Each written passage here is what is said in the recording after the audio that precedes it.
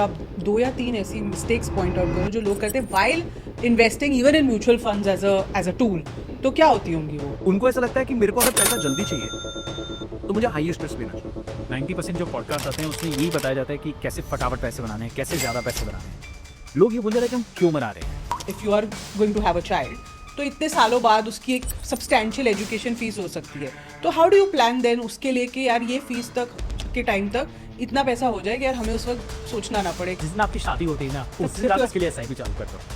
Right, don't wait कि बच्चा कब होगा और कब आप करोगे, क्योंकि आपको 3-5 साल लगेंगे वो एक रकम इकट्ठा करने की। तो आपको लगभग 67-70,000 रुपीज़ की SIP डे 1 से आपको कर देनी चाहिए। People want their house कि मेरा घर हो, you know, हमारा घर हो as a family and all that. So how do you plan for this goal? और जिस घर में मैं रहता हूँ मोशीवाड़ा में, तो मेरे फादर का घर है, वो ना मेरे को इतनी सैलरी नहीं थी कि उधार लेकर खरीद सकते। Today in that locality down payment करके 2-3 बेडरूम ले सकते। बहुत लोग पूछते हैं 40 में कैसे रिटायर कर सकते हैं, ये प्लानिंग कर ली है। मुझे बस ये लगता है कि वर्ड रिटायर थोड़ा नेगेटिव है। You can say purposefully financially independent. तो सर अगर एक रिटायरमेंट फंड हो, कितने का होना चाहिए?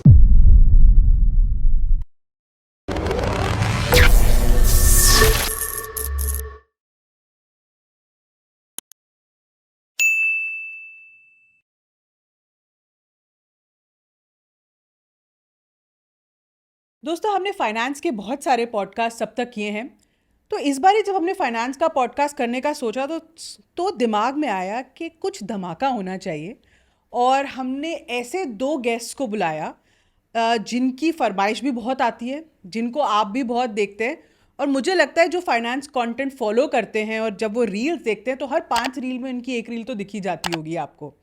तो आज के जो हमारे गेस्ट हैं, SIP, म्यूचुअल फंड्स, इस पूरे स्पेस में दोनों अब किंग नहीं किंगडम बना चुके हैं।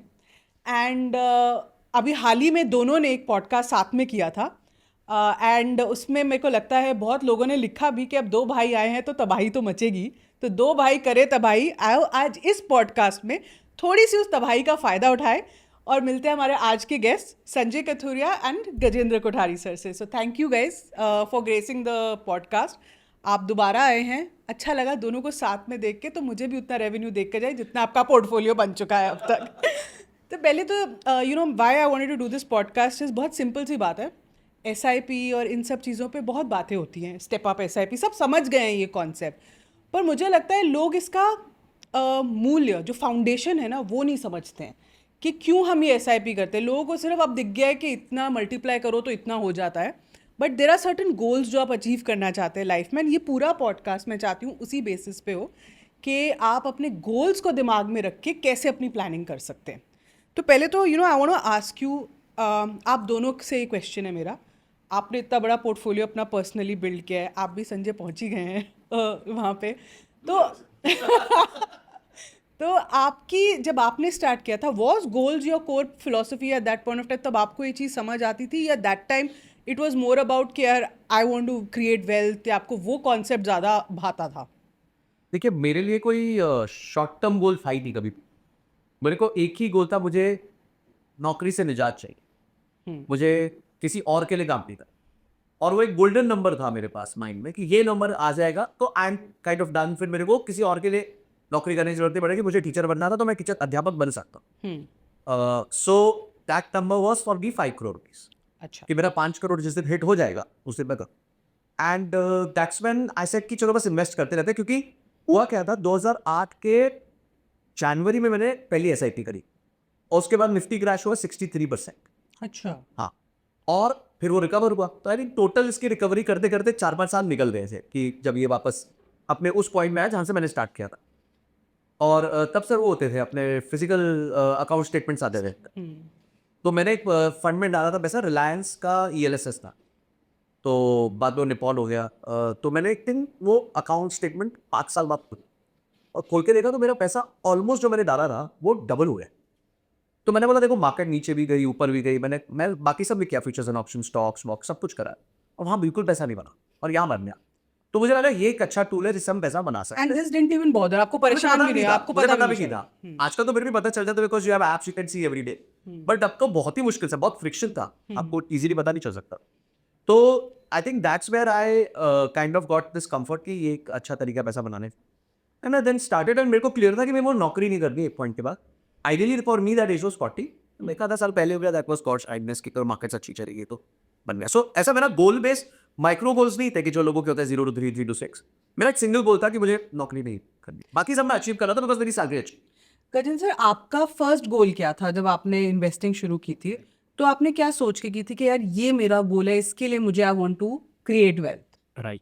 सो मैंने 2004-05 में जर्नी शुरू की थी, बट उसका कोई गोल नहीं था। मैं यूटीआई में था, टैक्स सेविंग का ही एक गोल होता था, 1 लाख रुपए कैसे बचाने हैं। राइट।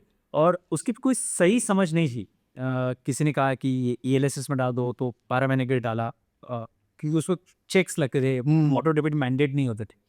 तो 2006-07 में बहुत लिमिटेड रकम मैंने म्यूचुअल फंड्स में डाली थी। कोई मेंटोर नहीं था, कोई गाइड करने वाला नहीं था, ऐसा टाइप के पॉडकास्ट तो बिल्कुल नहीं थे। Of course. फिर मैं यूके चला गया था। यूके में बहुत अच्छी सैलरी थी, इनकम बहुत अच्छी थी। तो वहाँ जब गया तो पैसे बहुत कमा रहे थे। तो जब पैसे अचानक आप बहुत कमाने लग गया तो ना सर पे चढ़ जाते हैं, आपको लगता है कि आप सब कुछ कर सकते हो। 2007-08 में तेज़ी भी बहुत थी, तो मैं वहाँ से यूके से एफएलओ में ट्राई किया अपना लक कि कैसा होता है। और आप विश्वास नहीं करेंगे, 6 महीने में मैंने सारे पैसे कमा किए। रियली? या सारे पैसे, ये इससे सारे से कितने होते हैं? 50 लाख। मैं भी पूछने वाली थी कि उस सारे का डेफिनेशन बता दो। मैंने 50, ये एक कुआं होता है, उसमें ना लेवरेज। आप जब गेम खेलते हो ना, तो आप अभी डालते हो और नीचे आता तो डबल और खेलते कर- हो, फिर ट्रिपल खेलते हो। आपको लगता है एक बार राइट हो गए ना तो सब ठीक हो जाएगा। वो महाभारत में जो वो गैम्बलिंग टेबल वाला हाल है, बिल्कुल। युधिष्ठिर कहता हाँ, है ना, हाँ। एक बार राइट होना है, मैं सब कुछ वापस ले लूंगा। हम्म। लेकिन आप मार्केट के अगेंस्ट बीट नहीं कर सकते, मार्केट से जीतना बहुत मुश्किल होता है। तो अकल की सब कुछ खो दिया, मतलब ये पॉइंट तक खो दिया कि मेरे पास कुछ सेविंग्स बची नहीं थी। इतनी अच्छी इनकम होते हुए मैंने 1-1.5-2 साल की जो सेविंग्स थी, जो बचाए थे, वो सब, मतलब हमने वहाँ हॉलीडे नहीं लिया है, ज़्यादा खर्च नहीं किए, बचाए, और यहाँ रातों रात सब तक होते।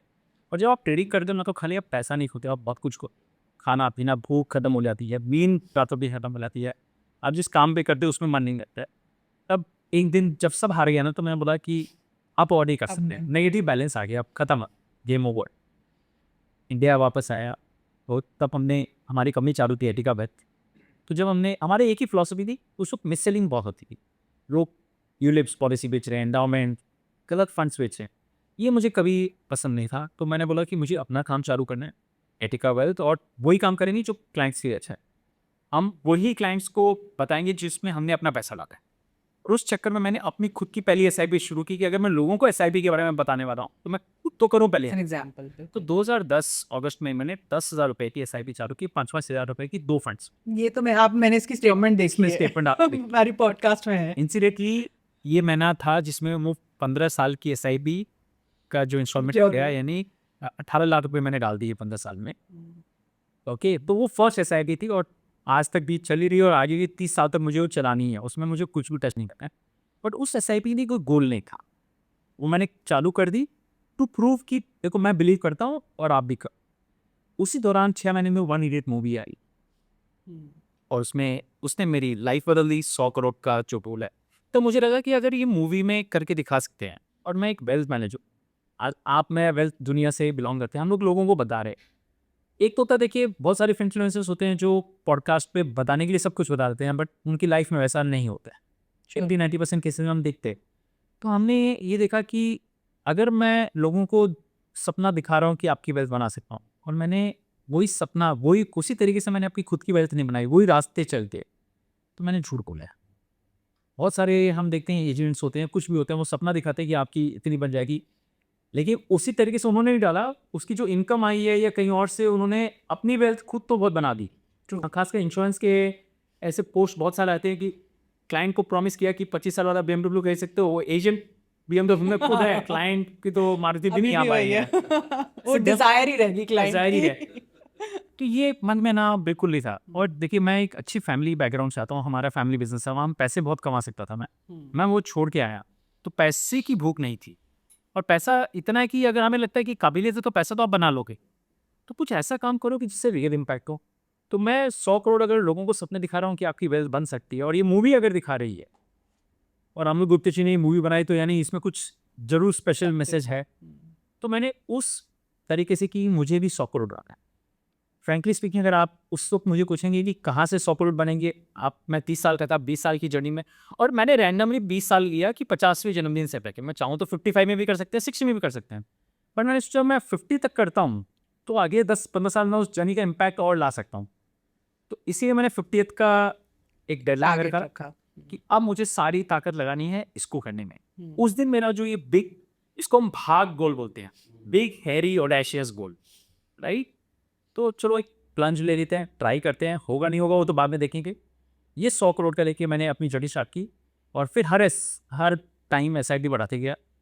बट 31, 32, 33 में था ना, तो मुझे बहुत डाउट था कि होगा क्या। बहुत बड़ी रकम थी उस वक्त। 100 करोड़ अगर आपको करने हैं, 4 लाख रुपए की महीने की SIP आपको स्टार्ट करनी है एट द एज ऑफ 30।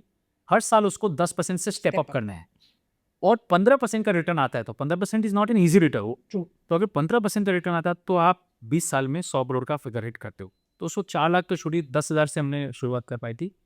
एक अच्छी बात कि हमने मेहनत बहुत की हमारे काम में।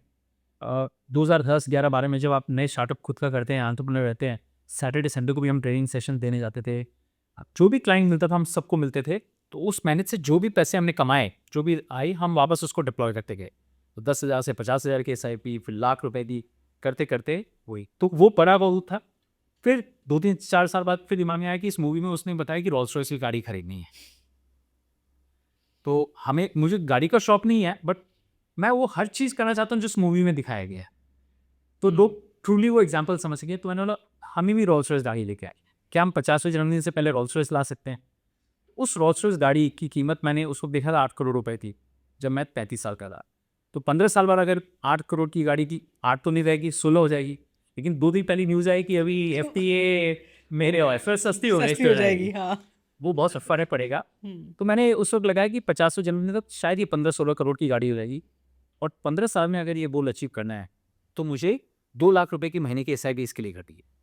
तो एक था कि 100 करोड़ बनाने और एक था कि ये रोल्स रॉयस लेके आए। बाकी जो गोल्स हैं, चाहे रिटायरमेंट, ये सब बहुत छोटे गोल्स हैं, ये अपना 100 करोड़ में सब आ जाते हैं, सब बढ़ जाए। आपने वही गोल इतना बड़ा चूज किया था। मतलब आई डोंट नो, लोग अगर 100 करोड़ सोचते हैं अपनी डेली इन्वेस्टिंग जर्नी में, नहीं सोचते नहीं, और सोचना नहीं भी चाहिए। यस, बड़ी बात ये, सोचना नहीं भी चाहिए। क्योंकि देखिए क्या होता है, beyond A point money is only numbers. मेरे लिए क्यों जरूरी है? क्योंकि मैं एक वेल्थ मैनेजर हूँ। श्योर। राइट, मैं वही दिखाना चाहता हूँ कि जो पॉसिबल है वो मैंने करके दिखाया है। श्योर।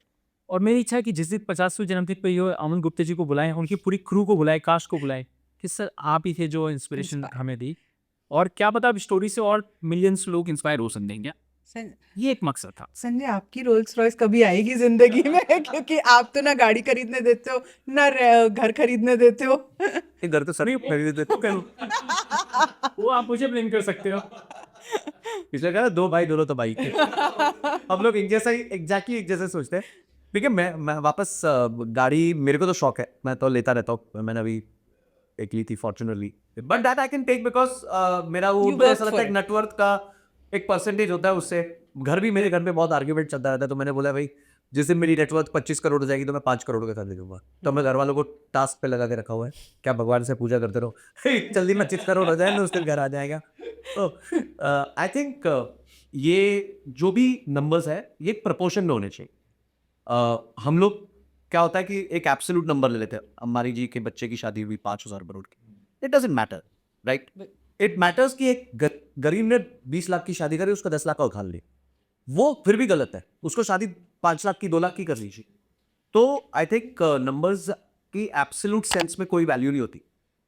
हर नंबर का एक प्रोपोर्शन होता है, वो प्रोपोर्शन आप मेंटेन कर सकते हो।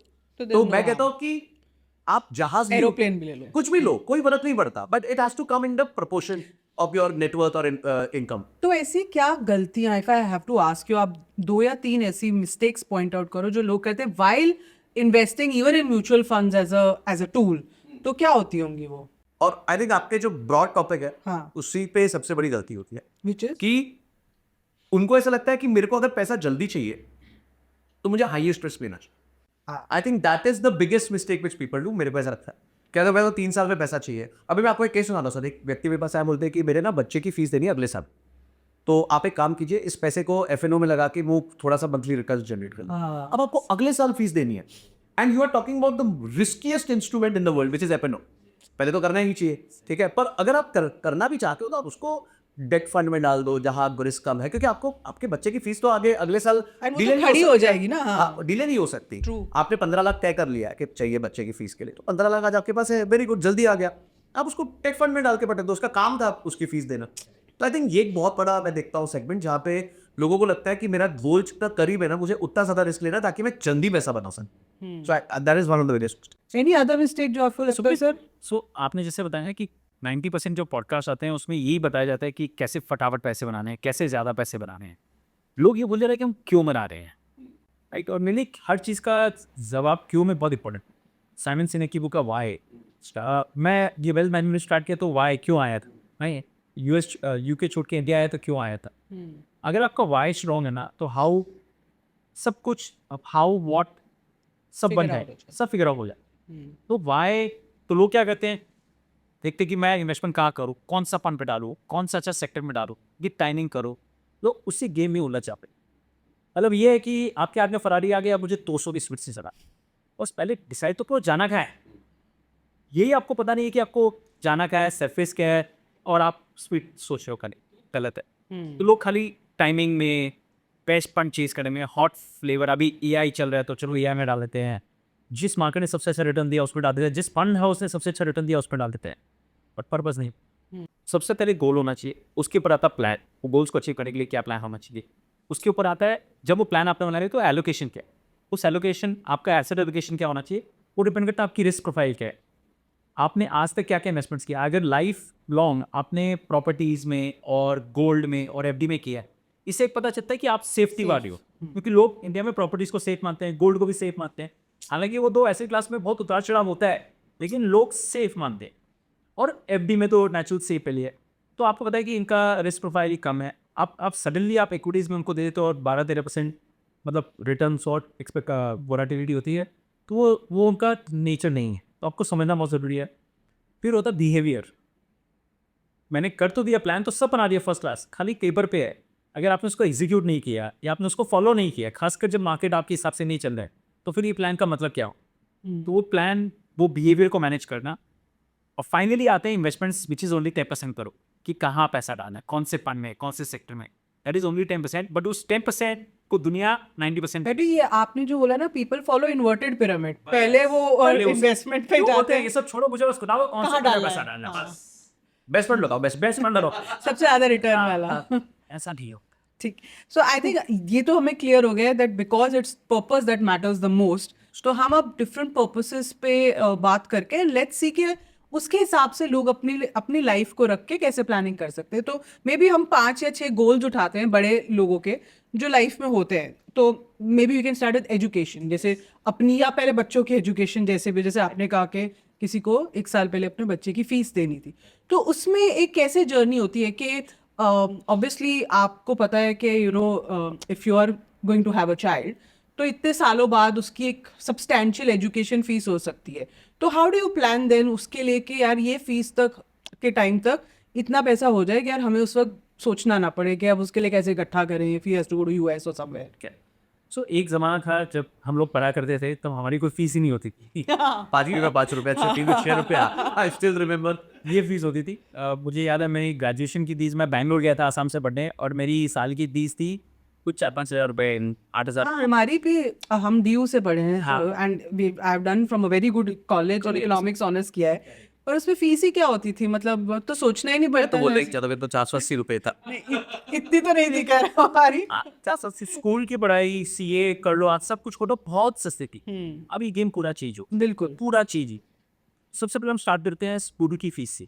हाँ, आई थिंक वो ही अब ज्यादा हो गई है कॉलेज से कहीं कहीं। बिल्कुल। एंड आजकल पीपल वांट के यार वो 5 स्कूल में बच्चे चले जाएं, तो और उस 5 स्कूल में कितने बच्चे जा सकते हैं, फिर आप डोनेशंस में फंसते हो, इन चीजों में फंसते हो। अंग्रेजी मीडियम ने पूरा हमें बता दिया है हाँ एग्जैक्टली, वो सिनेरियो दिखा क्या दिया। हद तक पेरेंट्स जा सकते हैं। बिल्कुल। एक तरह का फोमो है ही, राइट। तो मैं बहुत नॉर्मल स्कूल से पढ़ा हुआ हूँ और मुझे उसमें कोई दुख नहीं है। मैं हमेशा समझता हूँ कि स्कूल तो चलो एक रोल प्ले करती है, बट आप खुद क्या, वो बहुत बहुत इंपॉर्टेंट चीज़ होती है। तो आज के डेट में अनफॉर्चुनेटली जो भी आप देखो, पेरेंट्स बहुत खर्चा कर रहे हैं बच्चों की परवरिश के लिए। तो बॉम्बे का मैं आपको केस बताता हूँ। अब पहले तो आईसीएसई और ये सीबीएसई होते थे, अब लोग आईबी बोर्ड की IB तरफ जा रहे हैं। श्योर और नर्सरी और केजी में 7-8 लाख रुपए की फीस है। प्री स्कूल में 2.5-3 लाख से स्टार्ट होती है और फिर बढ़ती रहती है। तो सब पेरेंट्स चाहते हैं कि हम करें। खैर उसमें मैं राइट रॉन्ग कुछ नहीं बोलूँगा, अपनी अफोर्डेबिलिटी की बात है। बट अगर आपको ये यहाँ से भी स्टार्ट करना है, तब मैं बोलूँ जिस दिन आपकी शादी होती है ना, उस दिन आप इसके लिए एसआईपी चालू कर दो। राइट, डोंट वेट कि बच्चा कब होगा और कब आप करोगे, क्योंकि आपको 3-5 साल लगेंगे वो एक रकम इकट्ठा करने की। क्योंकि हर साल 5-7 लाख रुपया मिनिमम है। और देखो जब आप आईबी स्कूल में जाते हो ना, खाली स्कूल का खर्चा नहीं होता, उसके जो इर्द गिर्द के जो खर्चे आते हैं, को-करिकुलर एक्टिविटीज, क्योंकि आप जो वेकेशन जाते हो फिर वो नॉर्मल वेकेशंस नहीं जाते हो, लोनावला वंडाला नहीं जाते हो, राइट, लंदन या स्पेन स्पेन, हाँ वो होता है। vacations होती है।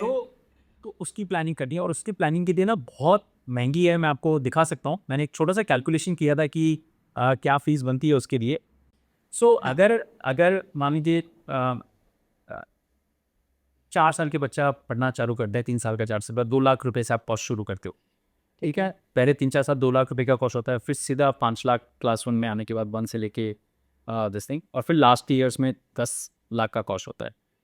तो टोटल आपका 87 लाख रुपीज़ का आपका कॉस्ट होता है, अच्छा, जो हम रियलाइज नहीं करते हैं एज अ पेरेंट्स कि हमने बच्चों के लिए कितना मतलब कह स्कूलिंग में 1 करोड़ रुपए के आसपास साफ कर रहे हो। आराम से। ये तो खाली स्कूल फीस है। मैंने आपको जैसे को करिकुलर बताया ना, आपको आपके बच्चे को आईपैड भी चाहिए, फिर आईफोन भी चाहिए, फिर वो सब चाहिए, तो उसको आपको, और हर साल वो कॉस्ट बढ़ते रहता है, तो आपको लगभग 67-70,000 रुपीज़ की SIP डे 1 से आपको कर देनी चाहिए।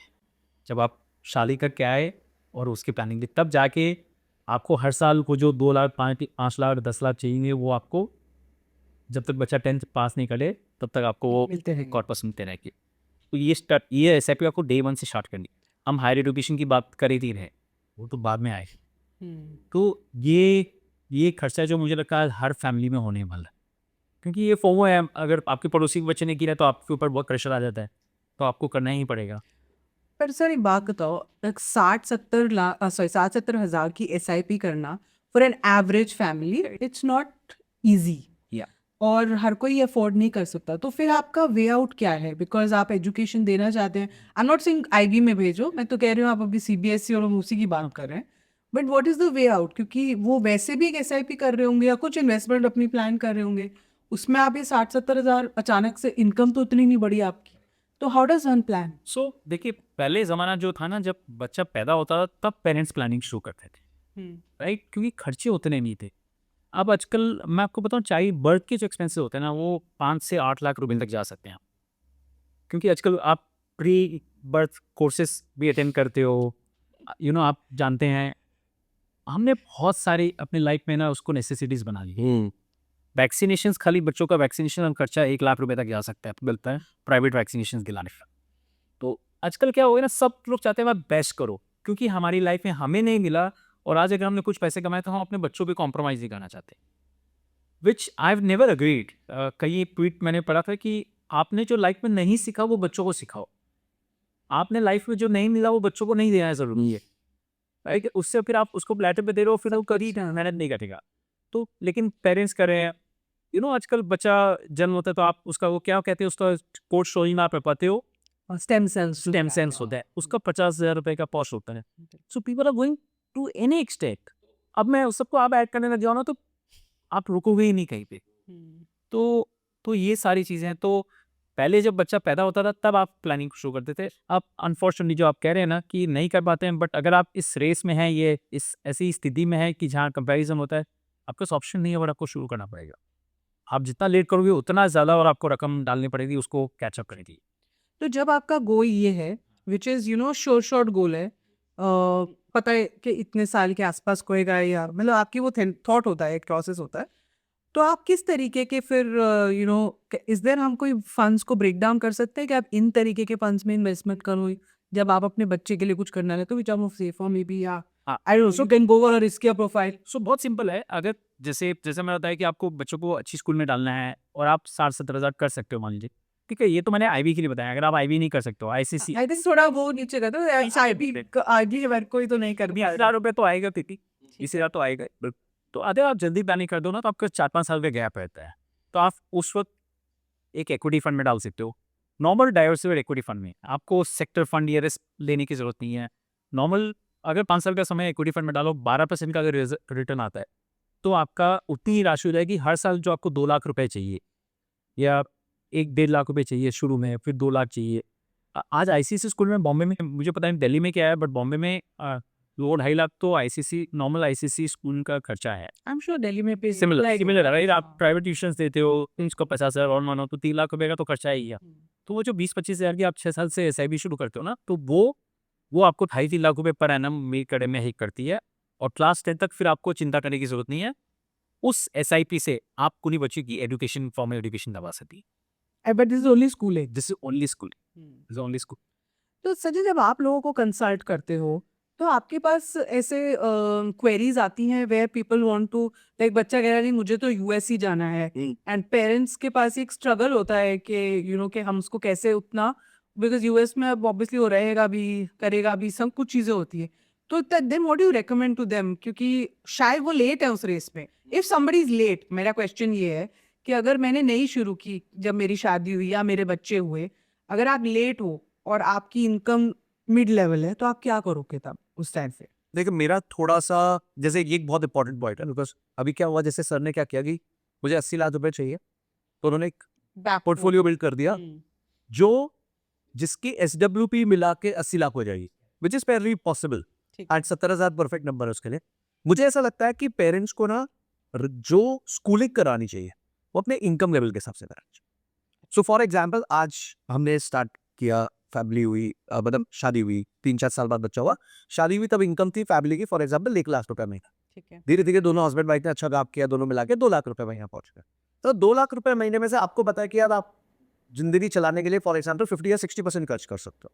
तो आपने तय किया हो 1,20,000 तक खर्च। अब इसी 1,20,000 में जो स्पेस आप कार्व आउट कर पाओ अपने बच्चे के लिए, चाहे वो 15,000, 20,000, 25,000, उतने का ही स्कूलिंग आप करो। तो आपने अभी डबल कर लिया, एक अपने लिए फंड बना क्रिएट कर लिया, और एक वो नंबर ऐसा डाल दिया जिससे आपको क्लियर है कि भाई मेरे लिए एक लॉजिकल नंबर है, consider in my income. Third is कि एक आपको जैसे लॉन्ग टर्म फंड बनाना पड़ेगा 18-20 साल का, जो आपके बच्चे की फर्दर एजुकेशन के लिए काम आए। अभी मैंने काफी लोगों को देखा है, जैसे वो लोग तो फर्स्ट केस ले लेते हैं कि मेरे बच्चे ने 20 साल बाद मेडिकल करना है, तो उससे ज्यादा क्या खर्चा कर लेगा लड़का या मतलब बच्चा मेरा, उससे ज्यादा क्या खर्चा करेगा, मेडिकल मोस्ट एक्सपेंसिव, वो भी 20 साल बाद, स्कूलिंग, एजुकेशन, इन्फ्लेशन 8-9% लेके तक। But I think that is again wrong. Second, you cannot assume that everything will be funded by you. At that time, you will have to take debt. अगर आपका बच्चा 2 करोड़ के कोर्स के लिए जा रहा है, 1 करोड़ के कोर्स के लिए जा रहा है, आप एक नॉर्मल फैमिली से हो, अभी नहीं उतना कमा पा रहे, कैसे फंड करोगे? फिर आप अनड्यू प्रेशर में जियोगे। मतलब those 18-19 years of your life, you will be under a very bad stress कि अरे बच्चे के लिए बचा रहा है, उसको यूएस जाना है, उसको। I think that is a very good route. उससे बच्चे पे भी एक रिस्पॉन्सिबिलिटी आती है, उसको लगता है कि अब मैं जाऊँ वहाँ पे काम करूँ। By that you mean an education loan, absolutely, and मिलते हैं एजुकेशन लोन, बिल्कुल ठीक है। और धीरे धीरे, अच्छा यूएस जैसी कंट्रीज में जाएंगे, अगर आगे जाकर उधर नौकरी लग गई तो वहाँ तो सस्ते डेट मिलते हैं, वहाँ से उठा के यहाँ का डेट रीमे कर दिया, वहाँ कंटिन्यू कर लिया। एंड तो मुझे ऐसा लगता है कि पेरेंट्स को बहुत ज्यादा अपने पर स्ट्रेस नहीं डालना चाहिए। एंड मेरा एक थोड़ा कंट्रीरियन व्यू ये भी है कि education over next 15-20 years will have a very different view, very different meaning for everything. तो एजुकेशन ये नहीं रह जाएगा कि सिर्फ आपको मतलब स्कूल में क्या पढ़ा था। I think real life skills will become very very important, be it AI, be it finance, be it mental health, बहुत सारी चीजें ज्यादा will take over than the fact कि मेरे को हिस्ट्री, ज्योग्राफी और ये सब चीजें आनी चाहिए। पर स्कूलिंग तो रहेगी ना। स्कूलिंग रहेगी, बट स्कूलिंग का फॉर्म्स बदल जाएंगे मुझे लगता है। पैसे भी बढ़ जाएंगे, फिर शायद पैसे भी बढ़ जाएंगे। देखिए वही मैं कह रहा हूँ, इसलिए people should not worry a lot. देखिए I did come from the best of the best. I was in Bombay, Utpal Savi, Arya Vidya Mandir, बड़े बड़े स्कूल से। मैं तो वहां से नहीं आया, normal convent Saint Joseph high school से आया, 5वीं में 5 रुपए दिए तो भी ठीक ठाक निकल गया जिंदगी में। तो मुझे ऐसा नहीं लगता कि your schooling will totally define your life, will never make or break your life. तो आप इतना स्ट्रेस मत लीजिए। As a parent, whatever falls in your income capability, kindly go for that school. Make your kid skillful, and at the age of 18-20 when he wants to go abroad, उसको बाहर जाना है, तो उस पर भी वजन डालिए, उस उधार लीजिए, एजुकेशन लोन लीजिए, ताकि वो भी एक रिस्पॉन्सिबल सिटीजन बने और वो but you know Sanjay, problem ये है कि पेरेंट्स बच्चों के गुलाम हो चुके हैं। बिल्कुल ये आप कर ही नहीं सकते कुछ। आपके बच्चे ने कहा मुझे आईफोन चाहिए, आप मना करके दिखा दो। सही बात। आप अगर आप वो 2 दिन झेलो, आप बीवी का गुस्सा झेलोगे 2 दिन, आप वो नहीं झेल पाओगे। तो what do you do then? आप हमेशा प्रेशर में ही रहने वाले हो। यू नो, ये आपने बहुत आइडियल सिनारियो बोला। मुझे तो लगता है और 10 साल में ये चीज़ बहुत वर्स होने वाली है कि आप अपने बच्चों के यू नो इतने they R B exposed and उनके टैंट्रम्स इतने बढ़ जाएंगे। एंड ये बहुत, मैं बचपन से बात कर रही हूँ, एंड वेरी हम्बल फैमिलीज में बढ़ जाएंगे। यस तो ये तो मुझे एक बहुत बड़ी प्रॉब्लम दिखती है। मुझे लगता है शादी से ज्यादा बड़ी प्रॉब्लम है अभी ये। बिल्कुल। सो एक मेरे पास एक आर्टिकल है 2011 में इकोनॉमिक टाइम्स ने छापा था, how much it cost to raise a child. 2011 में। 2011 में ठीक के है। फिगर्स में बता रहा हूँ। इट सेज स्टार्टिंग लाइन है, you can buy 2 swanky BMWs, a luxury penthouse, or take annual vacations to exotic locales for the rest of your life, अच्छा, or you could bring up a child. ओ देव 2000 लगे। हाँ, पर अब क्या होगा पता नहीं। KT Wealth works out the cost incurred by middle class parents in raising a kid from cradle to college. शादी नहीं है इसमें, हाँ? जब तक बच्चा 21 साल का होता है, एक middle class parents Sanjay ji 55 lakh रुपए खर्चा करता था 2011 में। आज उसका 3 गुना तो पकड़ लीजिए। हम 2025 में 3 गुना, यानी हम तो फिर भी एक हो गए हैं, मतलब अभी स्कूलिंग तक का ही से हो। स्कूलिंग, हाँ स्कूलिंग तक का ही हाँ। एग्जैक्टली। क्योंकि लास्ट 15 सालों में देखिए आपका ना जो चीज़ बहुत सिंपल है, आपको ना कहीं और देखने की जरूरत नहीं। आप खाली वेस्टर्न कंट्रीज में देखो कि कौन सी कॉस्ट पड़ गई है। 2 ही कॉस्ट हैं जो वर्ल्ड में इन्फ्लेशन जिसके नंबर है, बाकी सब कॉस्ट डाउन हुई है। गाड़ी खरीदने की कॉस्ट, या क्योंकि टेक्नोलॉजी अच्छी आ गई तो आप खरीद सकते हो। 4 लाख 3 लाख में गाड़ियाँ आ जाती है, 5 लाख में आ जाती है बेसिक लेवल का, जो पहले बहुत हाई स्टेटस माना जाता था। एक है education cost, that has gone through the roof, and the second is medical cost, health care cost. ये 2 कॉस्ट 10-12% से इनका इन्फ्लेशन हुआ है। स्कूल फीस भी 10-12% से कम नहीं बढ़ी है। हम लोग कैलकुलेशन में लेते हैं 6-7%, ऐसा नहीं होता है। तो और अब ना लेवल ही बदल गया। पहले ICSE था, अब IB कर दिया सीधा, तो सीधा वहाँ से यहाँ जब आ गया आपका, उसमें इन्फ्लेशन कोई मायने नहीं रहता। वो लाइफस्टाइल इन्फ्लेशन है। जस्ट बिकॉज आपके पड़ोसी के बच्चे ने वहाँ एडमिशन लिया तो आपको आने नहीं है। तो मेरे बच्चे दोनों ICSE स्कूल में गए थे, उसी स्कूल का सिस्टर कंसर्न था IB स्कूल। तो मेरे बच्चे 2-2.5 लाख रुपये फीस दे रहे हैं, वहाँ 8 लाख रुपये की। एक ही कंपाउंड 8 लाख रुपये, बट वो IB ही या ICSE है।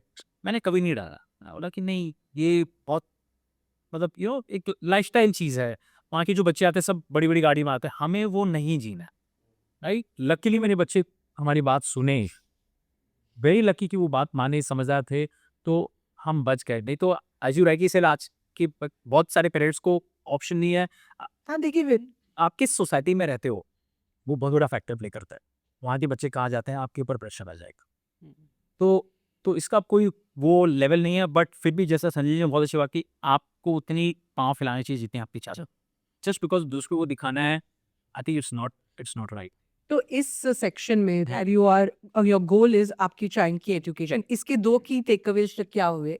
If someone has to, what age they should start, या व्हेन, कुछ ऐसा एक time frame, and how much they can start with, and what kind of, किस तरीके के फंड्स में आप सोच सकते हो कि आपको आप उतना वो नंबर अचीव कर। हाँ, सो देखिए ऐसा नहीं है कि डे 1 शादी हुई तो आप फिर हाँ बच्चा नहीं है तो आप सेविंग तो कर ही रहे हो, और मनी इज फंजिबल। जरूरत पड़ी तो आपका वो उस दिन काम आएगा जब बच्चा पैदा होता है और उसके बाद से उसको जरूरत पड़ती है। तो आप सेविंग तो चालू कर दो डे 1 से। इन्वेस्टिंग करना, सेविंग और इन्वेस्टिंग 5 साल 7 साल बच्चे के हिसाब से गोल बना लो। फिर वो डिपेंड करता है कि वो कहाँ जाएगा, कौन सी स्कूल में जाएगा, क्योंकि ये सब 5-6 साल बाद पता चलता है। तो अगर आपके पास पैसे हैं, सेविंग है, तो आपको दिक्कत नहीं आएगी। और कम से कम वही है कि 20,000 पर मंथ तो आपको करना ही चाहिए, ताकि बेसिक एजुकेशन आप दिला पाओ। और अगर आप 50-60,000 कर सकते हो तो फिर आपके पास ऑप्शंस होता है, आपके स्कूल उनके ऑप्शंस बढ़ जाते हैं। फिर आप डिसाइड करो एज ए पेरेंट आपको कहाँ करना है।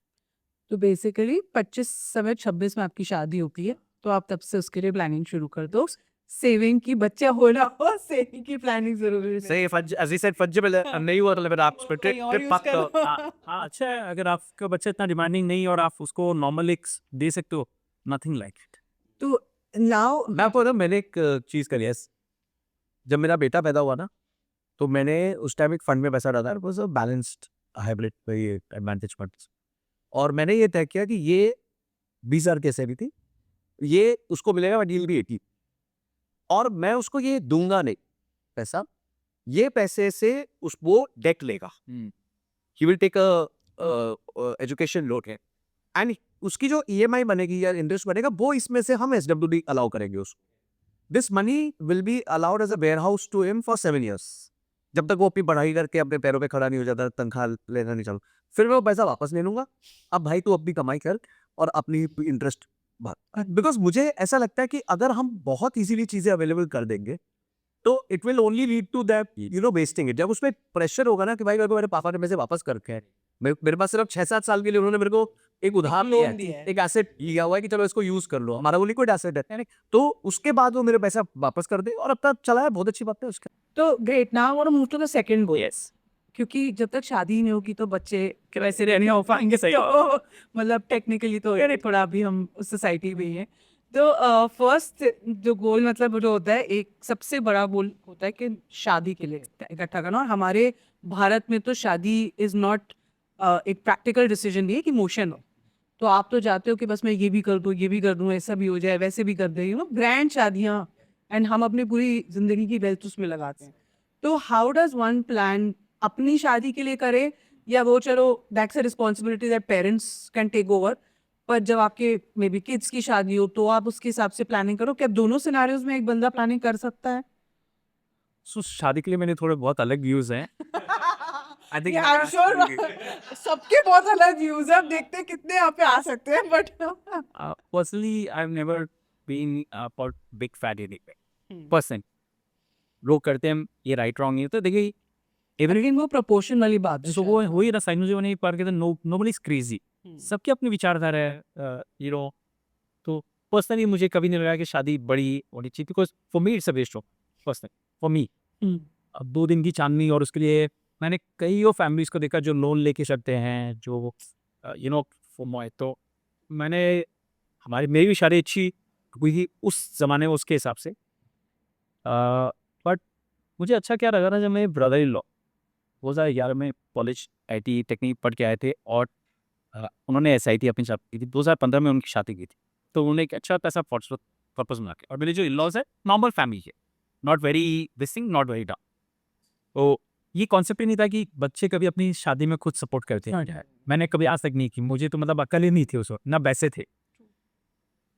उसने जब अपनी शादी में मेरी शायद 5-10 8-10 लाख रुपए अपने पेरेंट्स को ले जाके, नहीं जी दादी ये शादी में यूज कर.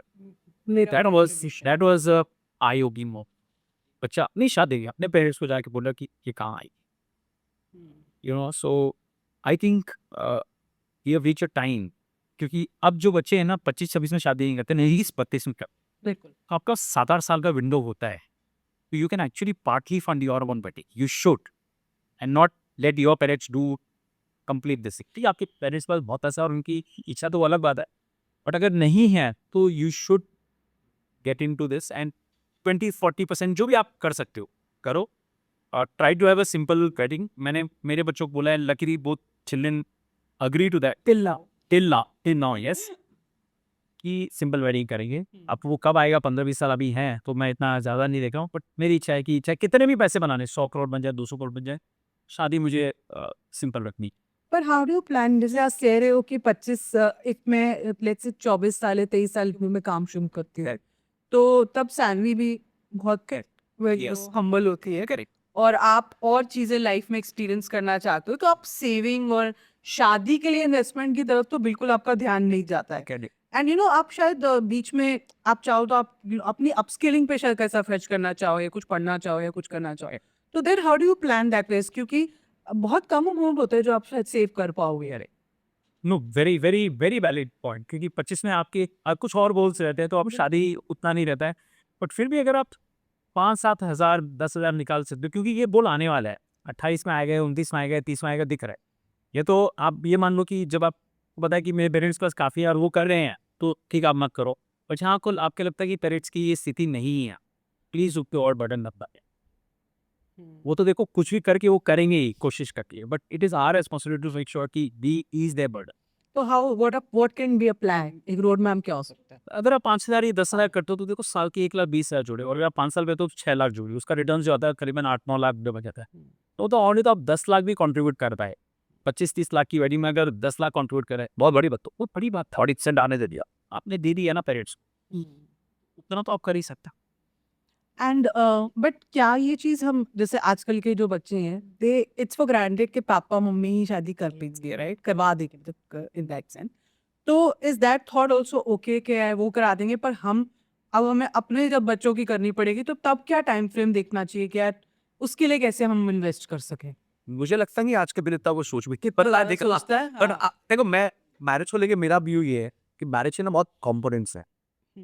ये आजकल तो बहुत ज्यादा हो गए, फ्रैगमेंटेड हो गए। प्री वेडिंग शूट से, हाँ प्री वेडिंग शूट हो गया, आई नो, मतलब पता भी क्या क्या करता है। फिर प्री वेडिंग के बाद फिर बैचलर्स होती बैचलर्स है हो फिर गई, ये ये होता है वो हो गया, फिर उसके बाद हनीमून। तो आप है ना सिलेक्ट करो आपको कौन से एक्सपीरियंसेस बहुत अच्छे चाहिए। देखिए आपके साधारण अगर एक्सपीरियंसेस है पूरे इस जर्नी में, don't make all 7-8 to be like मेरा Grand. सुपर होना चाहिए। कुछ लोगों ने यार मेरे लिए हनीमून बहुत अच्छा लोकेशन मुझे, I want to do international, तो आप पे कहीं और पंप चलो यार प्री वेडिंग शूट नहीं करेंगे, वहां 50,000 बचाते हैं, 30,000 बचाने। लॉजिकल बात, आप अपने एक्सपीरियंस सेट को बांटिए और देखिए कि which experience set is actually gonna give you most happiness. ठीक है, and those would be ones with your partner when you are very close to your partner. Those wouldn't be ones की जब आप सिर्फ पार्टीज थ्रो कर रहे हो, मुझे ऐसा लगता है, बट सबके पर्सपेक्टिव्स अलग हो सकते हैं। तो आपने तय कर लिया कि मतलब ये दो चीजें बहुत इंपॉर्टेंट है। जैसे जब मेरी मैरिज हुई तो मेरे को था कि मेरे को न्यूजीलैंड जाना, तो मैंने सेव किया हुआ था, मतलब कि मेरे को जाना है तो ये पोर्शन मेरी तरफ से ही है। उसके लिए ठीक है, हमने कोई 5 स्टार में नहीं सोचा, हमने 3.5-4 स्टार में कर ली हमारी रिसेप्शन। तो ये वैसे मैंने किया हुआ है, तो इसलिए मैं मतलब ये I can I very very agree. You know आज क्या हो गया, ये फॉर्म ऑफ जो एजुकेशन होता है शादी में भी आ गया है, क्योंकि आप इंस्टाग्राम वगैरह पे सब ये देखते हैं प्री वेडिंग शूट से लेके क्या क्या होता है, मतलब इसकी कोई एंड नहीं, इसकी कोई एंड नहीं है। तो लेकिन उसके पीछे जो स्ट्रेस आता है ना, वो पेरेंट्स समझ सकते हैं। एक एक फोटोग्राफर लाख लाख रुपए, 2-2 लाख रुपए, आई फाइंड इट क्रेजी। अगर सी इफ योर मनी मेरी तो कुछ भी कर, हाँ अगर आपके पास नीरे है तो कुछ है नहीं है, then why just to show others, just दुनिया को कोई मतलब ही नहीं है। देखो वो 2 दिन का ही होता है मसला भूल भी जाएंगे यार, दैट्स व्हाट आप भी भूल जाओगे भूल जाओगे एग्जैक्टली। नहीं, select your experience which you want to be ever, मतलब कुछ हाँ, जिस चीज में आपको लगता है कि इधर ज्यादा खर्च करना हो।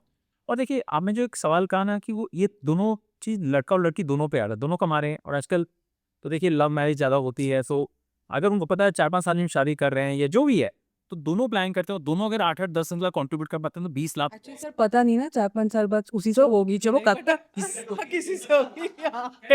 बट अगर दोनों लड़के लड़की पहले से थोड़ा प्लान करती और हेल्प करते हैं ना, तो 20-25 लाख दोनों मिलकर कर सकते हो, फैमिली पे बहुत ईजी आ जाता है। और अब मैं एक बताता हूँ, एज ए पेरेंट मैंने क्या किया था।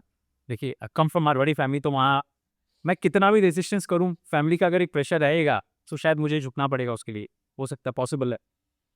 तो मैंने क्या किया था, सिंपल कैलकुलेशन है कि 10,000 रुपये अगर मैं स्टार्ट करता हूँ एज ए पेरेंट, आज से जिस दिन डॉटर पैदा हुई है, चाहे बेटा हो या बेटी हो, 30 साल के लिए करता हूँ।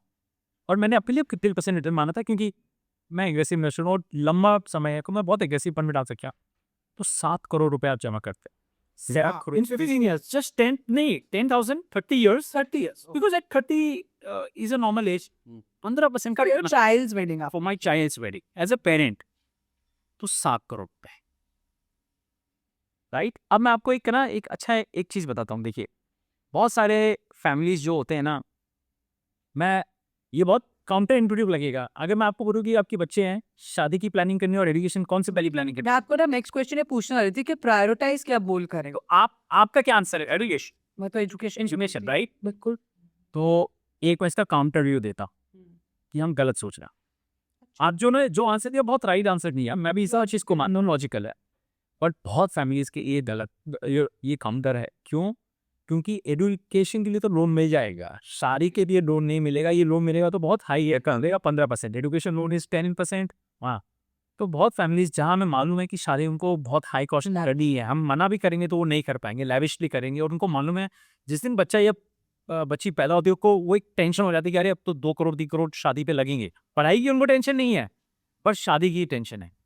तो फिर हम बोलते हैं कि आप शादी की प्लानिंग आज से कर। अगर एजुकेशन शॉर्टफॉल वो भी गया तो बच्चे के नाम पे आप लोन ले सकते हैं। वो एक फाइनेंशियल एंगल से आपको वो सोचना पड़ता है। यस, अच्छा, एजुकेशन लोन पे एक और चीज़ है ना, वो आरओआई ड्रिवन है। फॉर एग्जांपल आपने आपने एजुकेशन करा दी बच्चे की, तो उसकी तनख्वाह लग के तो तनख्वाह लगेगी, तो ये विजिट तो उसने लगा ना, तो वहाँ क्यों कर लेगा, तो उसको कोई भी एजुकेशन लोन मिल जाएगा। अगर यूनिवर्सिटी में सिलेक्शन हो गया तो मिल जाएगा ही है। शादी के लिए तो आपको कितने प्रॉपर्टी को गिरवी रखना पड़ सकता है, फ्रेंड्स फैमिली पर्सनल 15% लगते हैं, हाई कॉस्ट है, क्यों करना है? मैं बोला कि आप उसके लिए एस चालू करो पहले। Very good point. एकदम वेजिटेबल। तो हम पे अगर नॉर्मल सोचते वो काम नहीं करता, आपको सिचुएशन क्या वो सुनना पड़ता है। तो मैंने 10,000 की चालू की, 10,000 में 7 करोड़ से भी करता हूँ। बाय द वे 7 करोड़ मान लीजिए वो भी गए ना, मेरी इच्छा रहेगी कि मैं डॉटर को जाकर बोलूँगा देखो ये 7 करोड़ मैंने तुम्हारे लिए जमा किए थे, मैं तुमको दे रहा हूँ, अब तुम्हारी इच्छा है, तुम यूज इट वाइजली। 50 लाख करने हैं, शादी 1 करोड़ करनी है, पूरे 7 करोड़ शादी में उठाना है। As a parent I have done my duty. तुम अगर 50 लाख की शादी करते हो तो 6.5 करोड़ तुम्हारे लिए लाइफ टाइम है, तुम जो चाहो उसको यूज कर सकते हो। I want to leave it to work.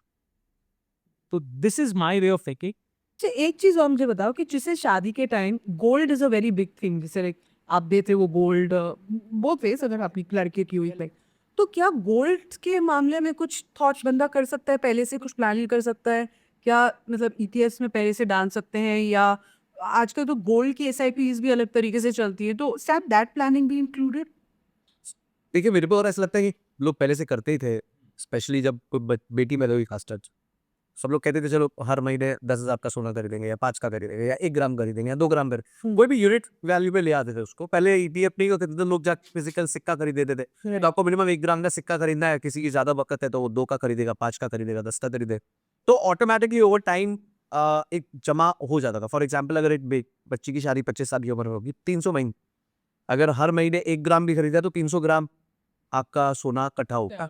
Just huge, clearly that's huge, but I think उससे ना काम हो जाएगा 30 तोला है। पर संजय प्रॉब्लम ये है कि गोल्ड के प्राइस इतने बढ़ गए हैं जी ना। कि अब लोग गोल्ड खरीदते ही, मतलब 10 बार ही सोच रहे हैं लेकिन खरीदने से अभी पहले। रिसेंटली गोल्ड की डिमांड में 60% ड्रॉ है एग्जैक्टली। और अभी 14 कैरेट गोल्ड भी ओपन होने का बात हो रही है। और मार्केट और और सब चीजें हो रही हैं। तो अगर ऐसा होता है मुझे लगता है अब शायद यही होगा कि फिर 22 कैरेट नहीं पहनेंगे, 18 कैरेट पहनेंगे। कुछ वहाँ कॉम्प्रोमाइजेस हो सकता है। बट लैब ग्रोन बढ़ जाएंगे। हाँ, लैब ग्रोन अभी वहाँ भी वो मेहनत चल रही है, वो एक्चुअली सिंथेटिक गोल्ड बनने की बात होने लगी है। जैसे लैब डायमंड्स हो रहे हैं वैसे सिंथेटिक गोल्ड बनने की बात हो रही है। ओके। तो अगर वो बन गया तो बहुत बड़ा चेंज भी आ सकता है। बट ठीक है, 2000 मून शॉट से अभी कुछ उसका चर्चा करके फायदा नहीं है। मुझे लगता है ये कि 18 कैरेट होगा या 14 कैरेट होगा तो शायद वहाँ पे गाड़ी रुकी होपफुली।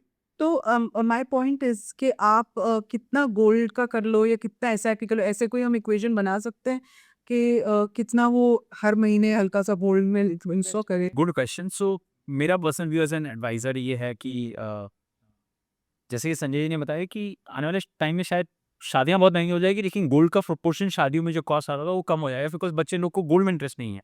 तो देखिए पहले ही लोग गोल्ड थे हैं ऐसे गोल्ड में बहुत वैल्यू रखते थे, तो गोल्ड हर चीज़ का सेंटर होता था। बट अब तो सोशा मतलब 5 स्टार वेडिंग, डेस्टिनेशन वेडिंग वो सेंटर रही है। हाँ, सेंटर हो गया, तो गोल्ड इतना नहीं है, बट फिर भी ठीक है 10-20% फिर भी लगता ही होगा, गोल्ड कॉस्ट रहता ही होगा शादी में। तो मेरा मेरा मानना है कि 80-20 रखो आप, 80% इक्विटी में रखो, बिकॉज लॉन्ग टर्म गोल्ड है।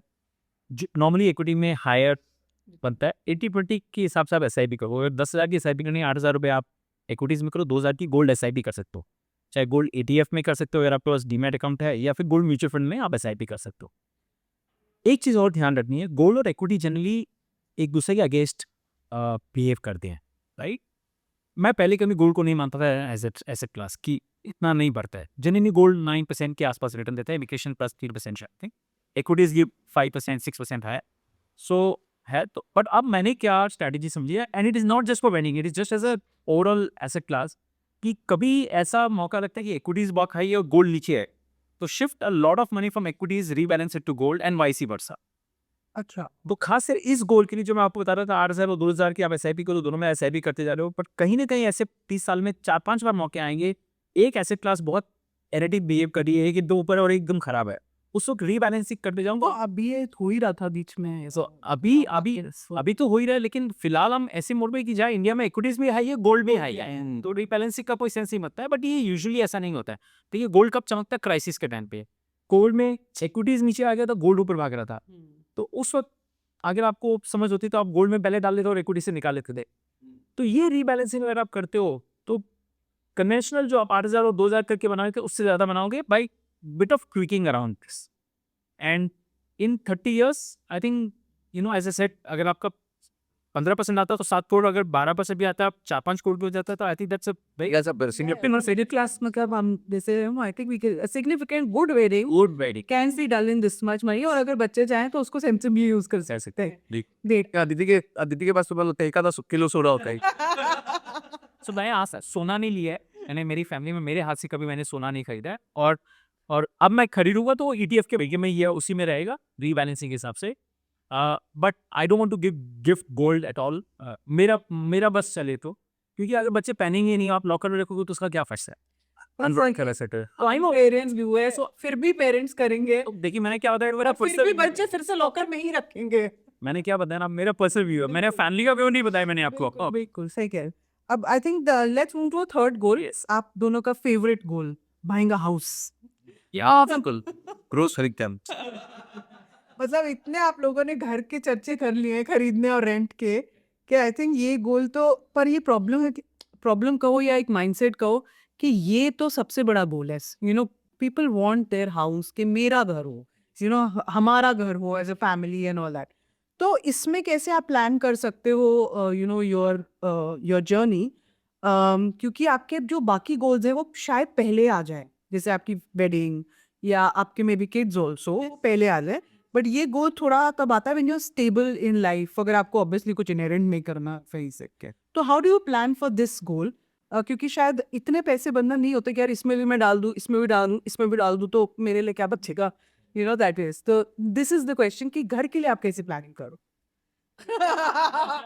आई थिंक वो ये तक मैं ये कब पाता चलो भाई स्टार्ट करें। I think the first thesis for a house is कि अगर आप यंग हैं और आपको अभी ये कंफर्म नहीं है कि आप इस लोकेशन में अपना फ्यूचर देख रहे हैं, तो अभी जल्दी मत कर जाए। पहली चीज, आप बेगूसराय से हैं, आप बैंगलोर है, पढ़ाई करी, आपको पहली जॉब बैंगलोर में, मतलब अभी आपको पता नहीं बेगूसराय जाना है या मेरे को दिल्ली जाना है या मेरे को पटना जाना है या मेरे को दुबई जाना है। So I think that is one thing. अभी एक रिसेंट किस्सा हुआ ये, मेरे एक फ्रेंड ने घर लिया हुआ था नोएडा, एंड अच्छा घर लिया था, 2.5 बेडरूम के आसपास, 2.5 3 बेडरूम था, और उसको जॉब लग गई दुबई। वेरी हैप्पी, सैलरी बहुत अच्छी लग रही थी, टैक्स भी। वो 3 बेडरूम का था, मेरे हिसाब से 180 के आसपास का, 1 करोड़ 80 लाख के आसपास का घर था, अच्छी सोसाइटी में था, अच्छा घर था, और ऑब्वियसली लोन पे चल रहा था। हाँ, 1.25 करोड़ के आसपास का लोन था उसका, 1.25 नाउ व्हाट हैपेंड वाज, अब वो दुबई जा रहा था, उसने बोला यार अब मैं तो बाहर रहूंगा, मेरे को वहां घर खरीदना है, तो मेरे को ये वाला बेचना है। तो वो गया ब्रोकर के पास, और उसने बाय चांस ब्रोकर को बोल दिया कि मेरे को घर बेचना है, क्योंकि मैं दुबई शिफ्ट कर। उस ब्रोकर ने इंश्योर किया कि उसका घर ना बिके, क्योंकि ब्रोकर नेटवर्क है, ठीक है, वो बिकेगा तो ब्रोकर नेटवर्क से, तो इंश्योर कर दिया तो घर बिके ही ना। उस पर स्ट्रेस आ जाए कि बिक रहा ही नहीं है, मार्केट में बिक ही नहीं रहा है, सर वो तो डिमांड ही नहीं है, डिमांड ही नहीं है, प्राइस कट कर दो, अब देखिए आपको तो जाना ही है, आप प्राइस कट कर दो, अब देखिए जाना है तो प्राइस कट कर दो। ऐसे करते करते करते ऑलमोस्ट जिस प्राइस पे उसने 3-4 साल पहले खरीदा था, 2-3 साल पहले, कुत्ते भाई उसको बेच के जाना पड़ा। वो बहुत दुखी था, क्योंकि उसको पता था कि मिस्टर और में good 20-30 lakh of profit, because उसकी डेस्परेशन थी उसको शिफ्ट आउट करके वहां रिपोर्ट करना, और वो इतना अफोर्ड नहीं कर सकता था कि वहां का दुबई का rent they, which is very expensive, और यहाँ की ईएमआई देता है, ठीक है, यहाँ पे फिर टेनेंसी चढ़ाना, ये करना वो करना, और रिस्की रहता। तो ये अब देखिए, ये बहुत खराब एक्सपीरियंस, और ये होता है, ये वन ऑफ एक्सपीरियंस नहीं है, ये बहुत लोगों के साथ ही होता है। तो आई थिंक अगर आप कंफर्म नहीं है अभी, तो प्लीज अभी घर मत लीजिए। सेकंड, आपको ऐसा लगता है कि आप उस पैसे का बेटर डिप्लॉयमेंट कर सकते हैं, B it equities, B it your own self. आपको लगता है मेरे को 5 लाख का कोर्स करना है, इस कोर्स करने के बाद मेरी तनख्वाह लाख रुपए महीना है, वो 3 लाख रुपए महीना हो जाए, तो might as well put that money there, at least आप तेजी से कंपाउंड करेंगे पर्सनल। सेकंड, थर्ड, अगर आपको फिर भी घर लेना है, आपने ये तय कर लिया, आपकी शादी हो रही है, आपके इन लॉज ने पुश किया, ये क्या, और रियली एक सिचुएशन हुई अभी मेरे एक फ्रेंड के भाई के साथ, कि शादी हो गई, शादी के टाइम दोनों हस्बैंड वाइफ के मदर पेरेंट्स ने बोला हमसे 20-20 लाख रुपए ले लो और बाकी तुम लोन ले। अब दोनों कमा रहे हैं ठीक था, उन्होंने 2 बेडरूम की जगह 3 बेडरूम का घर ले लिया कि चलो हम बड़ा घर लेते हैं। अब बड़ा घर ले लिया, उसकी मेंटेनेंस ज़्यादा, उसका इलेक्ट्रिसिटी का बिल ज़्यादा, उसकी बाइक के चार्जेस ज़्यादा, और उस पर टोटल कॉस्ट ऑफ ओनरशिप जो है वो बढ़ रही है। तो मेरे पास आए थे एक दिन, डिनर बैठे तो बात करी, तो मैंने बोला क्या जरूरत थी, आप 2 ले लेते, बाद में जाके 6 साल 8 साल बाद बच्चे हो जाते, अब और हो जाते तो 3 ले लेते, तब आपके पास कुछ होता भी पैसा, ये बिक जाता, दूसरा ले लेते सेम प्राइस पे, because house is a replacement asset. तो पॉइंट ये था कि ओवरसाइज मत लीजिए, जरूरत नहीं है तो मत लीजिए, और आपको लगता है आप उस वेल्थ को बेटर यूज कर पाओगे अपने पर्सनल के ऊपर या इक्विटी इन्वेस्टमेंट्स के ऊपर, लॉन्ग टर्म इन्वेस्टमेंट्स के ऊपर, तो मत। इसके अलावा लेना है तो वही रूल रखिए कि भाई ईएमआई जो है वो 30 से 40% की होनी चाहिए आपकी इनकम की, तब आप घर लीजिए। मतलब मैं तो इतने सारे फिल्टर्स डाल के फिर बोल रहा हूँ कि मतलब लास्ट प्रायोरिटी में रखूंगा कि घर यंग एज में तो लेना है। नहीं, मैं तो कहती हूँ यंग में मत ही लो आप। चलो let's not talk about young age, क्योंकि आपके दूसरे बोझ बहुत प्रायोरिटाइज होते हैं। एंड आई थिंक आप अपने पेरेंट्स के साथ रह रहे होते हो, कुछ एडजस्टमेंट हो जाती है, आप रेंट भी अफोर्ड कर सकते हो। But let's say when I am turning 40, मैं उस एज की क्लोजर जा रही हूँ, और तब मुझे मेरा ये बड़ा होल है, ये मेरा एक एक मेरा ड्रीम है। तो उसको तब फुलफिल करने के लिए मैं प्लानिंग तो 20 नहीं, चलो मैं 30 25 27 इस टाइम से तो स्टार्ट कर ही सकती हूँ। तो तब मेरे क्या what should be my road map. So देखिए, जैसे आपने 40 बताया, 40 still a sensible age, because आप बहुत मैच्योर हो जाते हो। बिल्कुल। आपने 25 में नौकरी शुरू की, 15 साल आपने सारी दुनिया देख ली, 4-5 सिटीज़ घूम ली है, कंट्रीज़ घूम ली। आगे फिर आपने डिसाइड किया कि मुझे बैंगलोर, दिल्ली कहाँ पे से हाँ, आप उस टाइम सेटल भी हो जाते सेटल भी हो जाता है। तो आप अगर आपको देखिए, मैं हमेशा ये मानता हूँ कि जनरली घर तब मिलना चाहिए जब आपका फाइनल डेस्टिनेशन आपका मालूम है, मुझे ये सिटी में ही रहना है, अब चेंजेस, जॉब चेंजेस वगैरह नहीं करने हैं। तो ये 40-45 के बाद आप सीनियर पोजीशन में हो तो एक क्लैरिटी आ पाती है। बट मैंने तो कभी किया नहीं है, मैं रेंट पे रहा हूँ और मेरी ये रेंटल एक्सपीरियंस बहुत अच्छा रहा। एक्चुअली है ना, मालूम है बहुत लोगों की ये रेंटल एक्सपीरियंस वो करना चाहते हैं, बट उनका एक्सपीरियंस अच्छा है, रेट्स अच्छा है, इसीलिए वो मुश्किल का प्रॉब्लम हो जाते हैं और वो घर खरीदने पे और वो बड़ा परेशान हो हर साल टेस्ट करना, या हर साल बड़ा ना रेंट बढ़ना, Right. और फिर वो नहीं वैसा घर नहीं मिलना। बड़े हैं you wrap, people are very fed up of this also. Yes. तो मैं इसलिए मैं ये नहीं बोलता हूँ कि गलत डिसीजन है। देखिए, हर I always believe no one is crazy, कोई करते तो कोई ना कोई रीजन होता है। मेरे लिए हमेशा अच्छा रहा है कि मैं जहाँ भी गया हूँ 5 साल का लॉक इन किया हूँ ऑन अ रेंटल, अपने मन पसंद कर दिया हूँ। रेंट जो भी हो मैं देने के लिए तैयार हूँ, क्योंकि इनकम अच्छी है तो रेंट भी दे सकते हैं, ठीक है। बट मेरे सब कुछ मैंने कर लिया, लेकिन एक कंडीशन मेरा रहा है कि घर और ऑफिस पास में होना चाहिए। ये बहुत ज़रूरी है। देखो बॉम्बे में आई कैन एग्री, आप कर सकते हो। हाँ, नहीं बॉम्बे या करना दिल्ली चाहिए, करना मतलब चाहिए। बॉम्बे हाँ। या दिल्ली मेट्रो सिटी, देखिए सूरत में है, बड़ौदा में है, 20 मिनट आप ड्राइव कर पूरी city cover हो जाती पूरी सिटी कवर हो जाती है, तो क्वेश्चन ही नहीं आता है। But cities like Bangalore, Bombay and Delhi, particularly these three, बिल्कुल। I think it's very critical. More than buying a house, आप आज खरीदो या 2 साल बाद खरीदो, मुझे as long as it is closer to your workplace। एक और प्रॉब्लम क्या होती है, जब आप 35-40 में घर खरीदते हो ना, तो again you still have chances to move places. अगर आपके ऑफिस चेंज हो गए ना, फिर आप घर मूव नहीं कर सकते थे, आपका इकोसिस्टम में रहता है। मैं एक एग्जांपल देता हूँ, बहुत अच्छा, मैंने कहीं नहीं बताया। सो बॉम्बे में एक, मैं नाम नहीं लूँगा, फंड मैनेजर है बॉम्बे में, brilliant fund manager, is created huge amount of wealth, right. वो 20-25 साल पहले बॉम्बे आए थे, तो वो बॉम्बे में नारीमन पॉइंट पे काम करते, one of the biggest fund house that time. और जब आए थे वो मिडिल क्लास के थे, तो कुछ ज़्यादा इनकम नहीं थी। तो उन्होंने क्या किया, उस वक्त गोरेगांव में एक रेंटल पे ले गया होगा, आई एम अज्यूमिंग, हाँ। तो वहाँ से वो रोज़ लोकल ट्रेन में 1 घंटा करते थे, शायद 15 साल उन्होंने किया होगा, करेक्ट। धीरे धीरे फंड मैनेजर है तो पैसे वेल बन गई। तो चूंकि अब आप गोरेगांव में ही रह रहे हो ना, तो आपका इकोसिस्टम ऑन बनने लग गया, तो आपने गोरेगांव में घर खरीद दिया। Very early life, parents pressure जो भी बोलो, तो for your entire life last 20 years you stayed in Goregaon, your office was in Nariman point, 1 घंटा आप जा रहे हो, कर रहे हो, ठीक है, चुप, कोई बात नहीं। अब वो बहुत बड़े बन गए हैं, उनके ऑफिस बीकेसी में, उनकी खुद का काम है, उन्होंने खुद ऑफिस कर दिया, पर ट्रैवल तो घर से वही कर रहे हैं। रोज़ 1 घंटे की 1.5 घंटे की ट्रैफिक में फंसते हैं गोरेगांव टू बीकेसी। रोज़ वो ट्वीट करते हैं, क्रिप करते हैं कि ये मुंबई के फंसे, ट्रेन में भी नहीं जा सकते। तो ट्रेन में भी नहीं जा सकते। एग्जैक्टली, आपकी आदत छूट जाती है और हाँ। लोग क्या बोले कि वो भी एक फिनोमिनन आ जाता है। तो वो रोज़ 1.5 घंटा ट्रैफिक में बिताते हैं रोज़, और रोज़ ट्वीट करते हैं कि ये हालत है वो की। तो मैं हमेशा सोचता हूँ कि इतने स्मार्ट लोग भी ये गलत डिसीजन करते हैं। अगर मैं शायद इतना स्मार्ट नहीं रहता, बट मैं अगर उनकी जगह होता तो 20 साल पहले भी मैं चर्च गेट, जहाँ पे मेरी ऑफिस है, नरी मूवमेंट, उसके आसपास में घर लेने की कोशिश करता रेंट पे ही। और फिर जब जिस दिन कैपेसिटी हो जाती तो मैं वहीं खरीदने की कोशिश करता। और कई फंड मैनेजर्स ने वहाँ खरीदे भी हैं जो आज बहुत शांति से रह रहे हैं, राइट। सो ये these things play a very big role. I always say never, मैं बहुत लोगों को जानता हूँ जिन्होंने घर खरीदी है, लेकिन आप रोज 2 घंटा अप एंड डाउन कर रहे हैं रोज, तो आप फिर लाइफ जी कैसे रह रहे हो? बट सर वो could be a problem of a lot of things. जैसे आप दूर लेते हो तो बेटर घर मिल जाता है, हाँ, अब बड़ा घर मिल जाता है, फैमिली वैसे होती है, अब शायद वहाँ तो लोग ये फैक्टर ज्यादा सोचते हैं सर। हंसते हैं, बट ये राइट नहीं है, क्योंकि आपने जो घर नहीं, देखिए जब मैं मेरी शादी हुई थी ना, तो मैं कामली गली में ठाकुर विलेज है, 204 में ना, वो बेस्ट एरिया थी, एक टाउनशिप थी अपने आप में, बॉम्बे में एक नया कॉन्सेप्ट था। तो मेरी फैमिली के हिसाब से वो बेस्ट डेस्टिनेशन था। बट मेरे लिए, मैं सुबह 7 बजे निकलता था, रात को 9 बजे आता था, तो मैं क्या तो फैमिली को टाइम दूंगा, राइट। और संडे सैटरडे होता था ना, तो मैं घर वालों को होता था मुझे बाहर जाने के लिए बोलना मत आ, मेरी लड़ाई होती थी, मैं कहीं ही जाऊंगा था, क्योंकि आप 5 दिन रोड पे हो, तो फिर वो घर किस काम का आया? तो it has to be balance. अगर आप बच्चों के साथ टाइम ने, देखो एक चीज़ और याद रखो, जब 30-35 में आप घर लेते हो ना, उसमें प्रेशर लगा देते हो, आप दूरी खरीदोगे, उसी वक्त आपके बच्चे भी छोटे छोटे हैं, अब 2 घंटा सुबह और 2 घंटा शाम रोड पे, तो आपने बच्चों के साथ कब टाइम दिया है? जब तक आप घर पहुंचे, ये तो आप इतने थके हो कि बच्चे आएंगे तो चिड़चिड़ाहटपन लगेगा आपको। See, ये सब चीज़ें बाद में आपको समझ में आती है, पहले नहीं समझ में आती है। तो आई एम सेइंग अगर क्लोज हैं तो आप 1 घंटा कम ऑफिस में काम करो, निकलो फैमिली के साथ टाइम स्पेंड करो, बच्चों के साथ, ये तो टाइम चला जाएगा।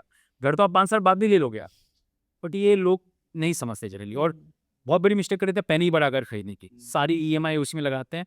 एक की भी नौकरी चली गई ना, and it will bring so much stress, so much stress.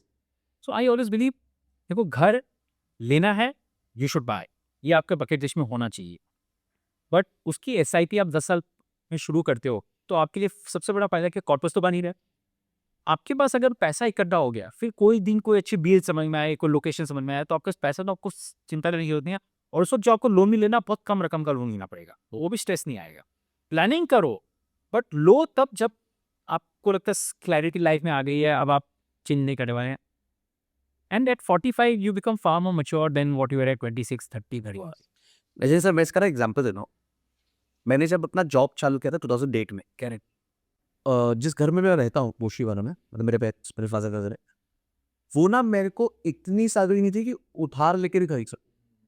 I wouldn't get that much loan कि मैं उस घर का, मतलब घर को ले सकता। टुडे इन दैट लोकेलिटी, मेरा घर 2 बेडरूम है, मेरे पेरेंट्स रहते हैं, मैं उस लोकेलिटी में डाउन पेमेंट करके 2-3 बेडरूम ले सकता।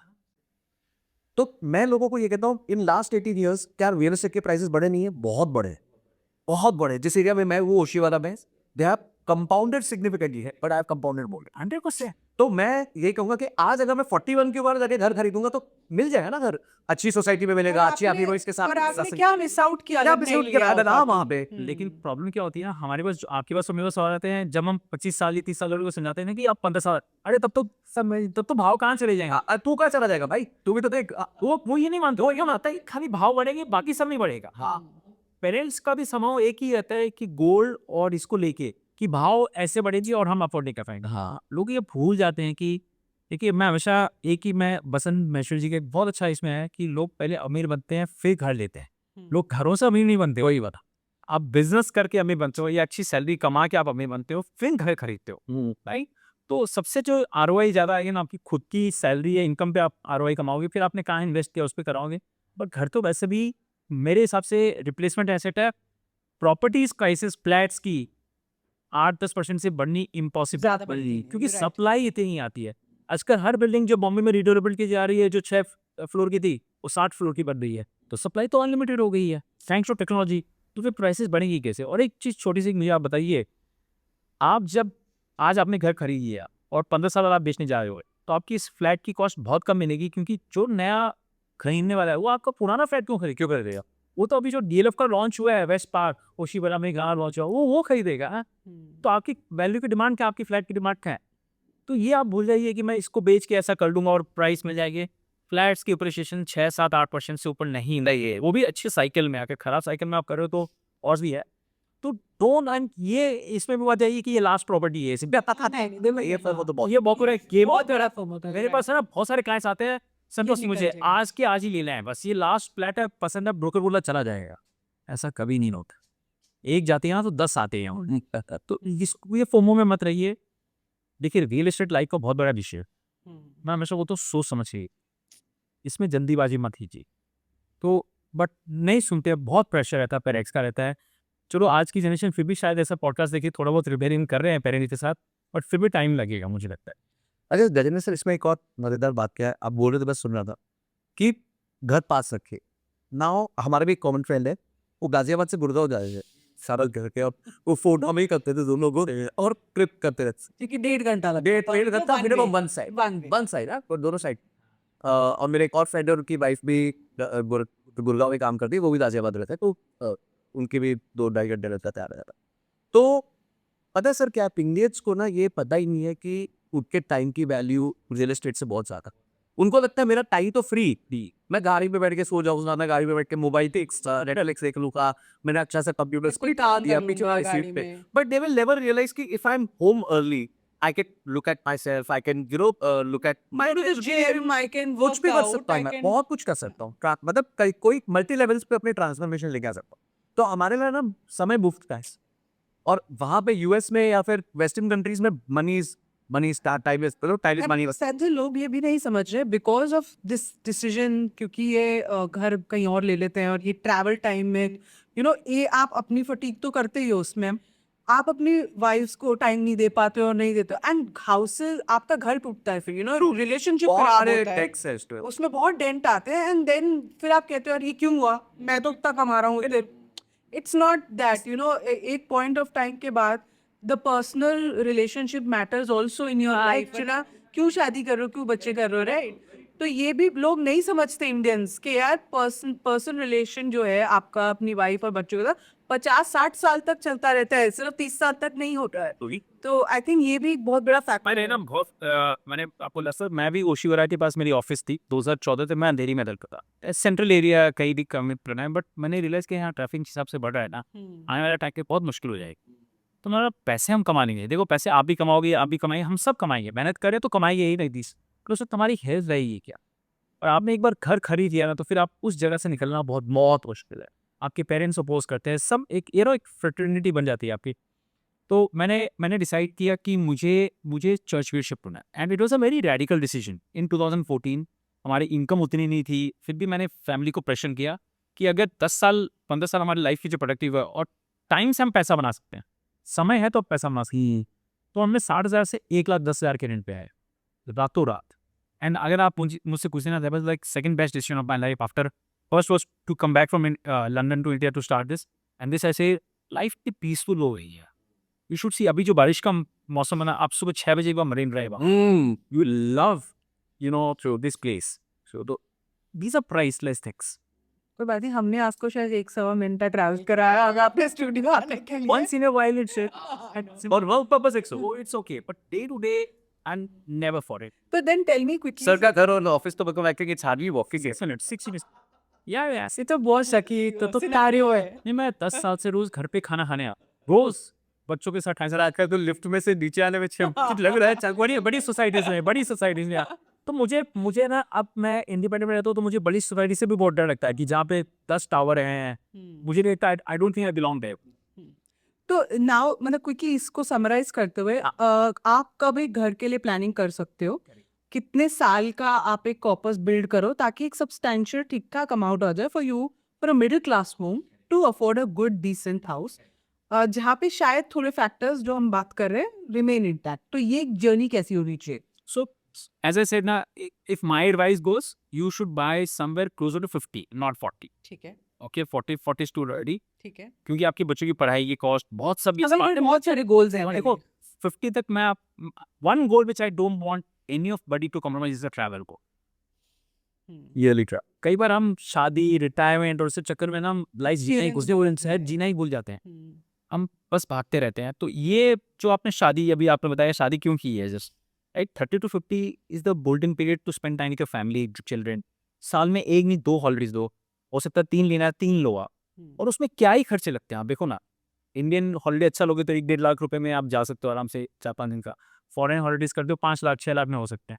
तो वो प्रायोरिटी रखो। पैसे तो आप कमाई हो तो घर तो और 2 साल डिले होगा तो क्या फ़र्क पड़ जाएगा। तो 50-55 से पहले नहीं देना चाहिए, तब तक बहुत क्लैरिटी आ जाती है, तब तक आप एसेट्स भी बना देते हो, कंपाउंडिंग भी हो जाती है आपने जो भी सेविंग की है। और फिर 40% 50% अगर आप डाउन पेमेंट दे सकते हो, बाकी के 10 साल में अगर आपको लोन लेना है तो आपको लोन मिल जाएगा, 50 to 60 तक का पीरियड में आपको लोन मिल जाएगा। तो it be a balanced affair. So around 50 is when you should target to buy house. And इसके लिए क्या एक अलग फंड, मतलब अलग से पैसे डालना शुरू करें, so that can we do that post let's say 35 और समथिंग? यस, 35 से आप शुरू करो, 15 साल की प्लानिंग करो। ओके। जनरली अगर बॉम्बे में आप आजकल 5-7 करोड़ का घर, 5 करोड़ तो मिनिमम होता है, तो 5 करोड़ में आपको 30% डाउन पेमेंट का आपको 1.5 करोड़, 1.5 करोड़ का आप 1.5 करोड़ की आप व्यवस्था कर लो। बाकी जो 3.5 करोड़ है वो आपको 10 साल की आप EMI करो, और तब तक आपके कैश फ्लोज काफ़ी बढ़ जाएंगे, तो फिर आप उससे को मीट भी कर सकते हो। This would be an ideal situation. तो सर 3 मेन गोल्स तो लाइफ के हो गए, पर ना एक बहुत ही छोटा गोल होता है, बहुत इंपॉर्टेंट गोल है, पर कभी गोल नहीं कंसिडर हुआ, विच इज़ अगर आपको कभी बाई चांस या आपको सबैटिकल लेना पड़े, या अभी मैं थक गया काम करके, या मुझे कुछ पढ़ना है, तो ये जब होता है और अगर आपके पास वो इनफिक्स्ड इनकम ड्रग नहीं आ रहा है, तो तो आपको लगता है कि ये मेरे पास पैसे ही नहीं होंगे करने के लिए, तो मैं कैसे आगे चीज़ें कर सकूँ? तो सैबैटिकल के लिए कोई प्लान नहीं करता है और अक्सर लाइफ में आ जाता है। तो ये कैसे अपनी गोल, एक तो गोल लिस्ट में डालें लोग, एंड इसके लिए कैसे प्लानिंग करें शॉर्ट, क्योंकि बहुत शॉर्ट टर्म है, मेरे को बस शायद 3 साल के लिए करना है या 2 साल के लिए करना है। तो how do I plan for this? So बिल्कुल, सो अगेन मुझे लगता है ये आने वाले टाइम पे इंडिया में बहुत बड़ा हो जाएगा, क्योंकि ये यूएस वेस्टर्न कंट्रीज में बहुत सामने है। देखिए एक चीज़ और समझिए, अब हमारी लाइफ स्पैन बढ़ रही है। पहले एक ज़माना था, एक टाइम था कि आप 60 तक खाली काम काम काम करो और फिर रिटायरमेंट हुई हो। ये चेंज होने वाला है। नाउ जो डेफिनेशन है, you should actually never retire. I always believe that you should work to the last of your life, whatever you like do. Unfortunately क्या हो रहा है आज, 90% या 95% लोग जो जॉब सेक्टर में है, ये बिजनेस भी कर रहे हैं, they are doing which they don't really enjoy. They are doing only to earn money. EMI जा रही है, घर को चलाना है, बच्चों की कर दी है, पेरेंट्स ने बोल दिया तो अब ये कर, बट अपनी मन मर्जी से नहीं करें, अपनी रियल स्ट्रेंथ अप्लाई नहीं करें, स्किल सेट्स अप्लाई नहीं करें। तो मुझे लगता है ये चीज होगा और ये होना भी चाहिए, क्योंकि अगर हम अनप्रोडक्टिव वर्कफोर्स कर रहे हैं ना, तो वो देश कभी आगे नहीं बढ़ेगा अगर आप मन से काम नहीं कर रहे हो। तो सबैटिकल आपको एक मौका देता है, ये ब्रेक देता है कि आप अपने आप को रिवाइव कर सकते हो, सोच सकते हो। मेरे बहुत सारे दोस्त हैं जो एमबीए जब हमने की थी ना, कब सब उस वक्त कंसल्टिंग बिग आईटी फर्म्स उसमें जाना था, पर आज 10-12 साल बाद वो बर्नआउट हो गए अगर साथ में। बोलते मुझे ये काम पसंद ही नहीं है। मेरे पास इतने ईमेल्स आते हैं जिसमें होते हैं सर मैं 10 साल से आईटी में काम कर रहा हूँ, बट आपका सेशन, इनका सेशन सुनने के बाद अब मुझे लगता है कि मेरा इंटरेस्ट यहाँ पे है। मुझे भी फाइनेंशियल फ्रीडम लोगों को गाइड करने में अच्छा लगता है। मैं आपको एक अच्छा एग्जाम्पल मेरे दोस्त का देता हूँ। मेरा बहुत अच्छा दोस्त है, आसाम में बहुत अच्छा काम कर रहा है बिजनेस में बहुत, और उसने स्ट्रगल भी बहुत किया है, पैसे एक एक पाई उसने जोड़ के बनाया है, और आज उसके दोनों बच्चे अच्छी जगह एडमिशन लेके चले गए हैं। बोलता है मुझे अब आसाम से निकलता है, मुझे ये काम नहीं करना है, मेरा यहाँ इंटरेस्ट नहीं है, मुझे कुछ पैसा नहीं कमाना है यहाँ से, मुझे बस आप लोगों की मदद करें, क्योंकि बिकॉज फाइनेंशियल ये जो टॉपिक है मुझे बहुत अच्छा लगता है, और ये हमारे आके सबके पॉडकास्ट कम से कम घोट घोट के भी हैं। आपको स्टेटमेंट याद नहीं रहेगा, आपने क्या बोला वो बता देगा। वो इतना फॉलो करता है, कुछ कुछ लोगों में पैशन होता है। मैं उसको कई बार बोल चुका हूँ, तो फिर क्या कर रहा है, तो किस चीज़ का वेट कर रहा है, तो छोड़ और तू यहाँ आ जा, ये कहीं नहीं करने, मैं तेरे को हेल्प करता हूँ, सपोर्ट करता हूँ, because we need passionate you. तो ऐसे बहुत मेल्स हमारे पास आते हैं, सर मैं छोड़ना चाहता हूँ ये काम। और एक मैं आपको बात बताऊँ, आप पैसे, हम ये सब चैलेंज सॉल्व कर सकते हैं, बट अगर आपका काम में मन नहीं लग रहा ना, आप रगड़ रहे ना, वो सबसे बड़ा जो स्ट्रेस है ना, वो देखो मैं हमेशा बोलता हूँ, सैलरी तो आपको 30 दिन के बाद मोबाइल में टिंग बजती है, सैलरी आती है, आप 5 मिनट खुश होते हो। उसके बाद जो 30 दिन का वो वापस वही रगड़ना होता है ना, तो वो बहुत मुश्किल होता है। तो सबैटिकल लेना बहुत जरूरी है, रीवायरिंग करना। और अब तो चैट जीपीटी आगे नए नए चीज़ आ रहे हैं, आप एक्सप्लोर करो, दूसरी इंडस्ट्री आपको ज्वाइन करनी है 2 साल 3 साल बाद, रिफ्रेश लो, ट्रैवल करो, घूम के आओ, करो, तो उसके लिए सबैटिकल टाइम करो। सिंपल चीज़ है, सपोज आप 5 साल बाद सबैटिकल लेना चाहते हो, एक फॉर्मल प्रोसेस हो, लेंगे नहीं लेंगे वो बाद में, लेकिन प्लान तो करो। राइट। तो मेन खर्चा क्या है आपका, कि घर में खर्चे कैसे चलेंगे। ₹1,00,000 का महीने का अगर खर्चा है, तो साल का एनुअल खर्चा 12 लाख रुपए का हो गया 5 साल बाद, और आप 2 साल का सबैटिकल लिखो, ठीक है। तो 12 यानी 24 लाख का हो गया। तो अरे आप 5 साल पहले उसकी प्लानिंग करते हो, और आप महीने की 40,000 रुपये की एसआईपी करते हो, तो आपका 2 साल का खर्चा पूरे अच्छे से निकाल सकते हैं। 40,000 की SIP and you do this eight 35 या maybe 35 or 37 37 ना, तो आप वो 5 साल के लिए करोगे, तो कम से कम आपने 30-35 लाख का ओवरऑल कॉर्पस बना लिया आपने। तो आप 2-2.5-3 साल कर सकते हो, कुछ कोर्स करना है तो उसके लिए आप इन्वेस्ट कर सकते हो, और फिर वापस फ्रेशनेस से आके आप जिस काम में जाओगे, you will be able to last no. So I always believe in the days to come, when we are living till 80, 85, 90, people will not have one sabbatical, people will have 3-4 sabbaticals. मैंने आज तक कभी music नहीं किया, मुझे अब इच्छा है कि मैं म्यूजिक करूँ, कुछ सीखूँ उसमें, तो मैं ब्रेक लेके मैं म्यूजिक करना चाहूँगा। ये मैं एट 45 मैं सोचता हूँ मैं अब एमबीए पढ़ने जाऊँ, मुझे अगर एडमिशन मिल रहा है तो मैं ये करूँ। एक ही तो लाइफ है ना हमारे पास, हमें सबको उसको जीनी है, इसी में सब सीखना है, तो मल्टीपल काम करो, और फाइनली वो काम करो जिसमें आप लाइफ लॉन्ग फिर आप कर सकते हो, passion, then you will be able to earn better also, and you are authentic, you are not just putting up a face. तो इससे फिर इन्वेस्टमेंट प्लानिंग आप कैसे करो? क्योंकि क्या होता है कि उतना ही टाइम 5 साल है, 3 साल है, 4 साल है टू प्लान। तो आप उसको do you take risky instruments at that point of time? आप कैसे उसको प्लान करोगे? और even if you do it normal, so अगर आप नॉर्मल एसआईपी करते हो अगेन इक्विटी फंड में, देखो ये एक ऐसा बोले इसमें कोई डिफाइन टाइमलाइन नहीं है कि 5 साल में अगर मार्केट डाउन है तो ऐसा नहीं कि उस वक्त आपको ब्रेक लेना ही है, आप 1 साल और डिले करके ले सकते हो, राइट? तो आप हाइब्रिड फंड हो गए या इक्विटी फंड हो गए, उसमें आप लगाते हो सी, चाहे ये सब जितने भी बोले ना आप 11-12% के ऊपर नहीं पढ़ने छोड़ो, इसमें हमने 15 कमा भी देना तो कोई 3 नहीं मारा क्योंकि 5 साल ही है, उसमें क्या ही बढ़ जाएगी। तो जस्ट एक 11-12% kind of return backward calculation करके उसके हिसाब से, जैसे मैंने आपको 40,000 की बेसिक बताई, आप 5 साल करो, 30 लाख का कॉर्पस बना लो, तो 2-2.5 साल आपका कॉर्पस चल जाएगा। That gives you breathing space to decide what do you want to do and then come back with vengeance and do better in the next role that you are seeking. Of course the challenging भी, आपको उस वक्त job मिलती है नहीं मिलती है, ये एक चैलेंज ये हमेशा रहता है, बिकॉज एग्जाम में ब्रेक ले लिया तो मतलब कुछ नेगेटिव फैक्टर होंगे, right? But finally I think you should not really bother about it. If you good in something, आप कुछ ना कुछ मिल ही जाएगा। तो I always stress my client जब आते हैं मौका, मैं ये नहीं चाहता हूँ कि आप खाली पैसे नहीं, मैं चाहता हूँ कि आप जो काम करना चाहते हैं वो आप काम करें। What is the bigger purpose in your life, that is very important. पर Sanjay, I have this question, क्योंकि आपके शायद बहुत ऐसे दोस्त हैं जो 10-15 साल काम करके अगर वो ब्रेक लेते हैं फिर भी उनके पास ये प्रॉब्लम है कि वो नहीं कर पाते हैं, because they don't have that kind of savings या that kind of investment and with good salaries.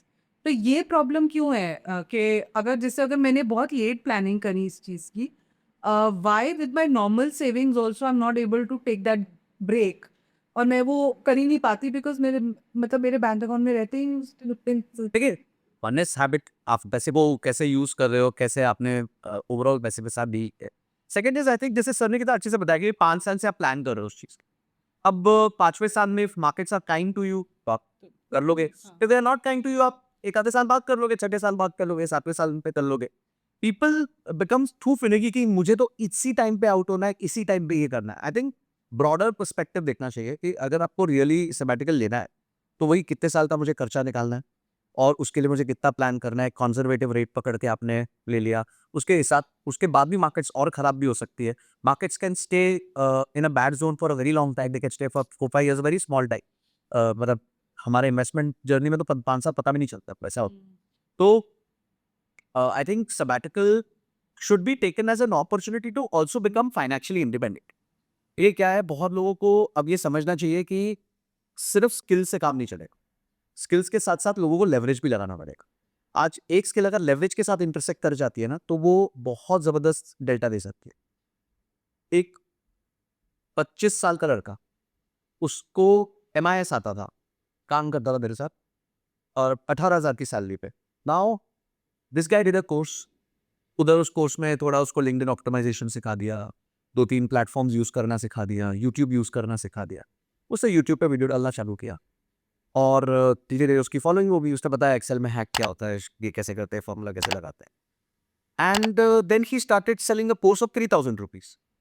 महीने में 80 कोर्स बेचता है, विच इज 2,40,000 रुपीज।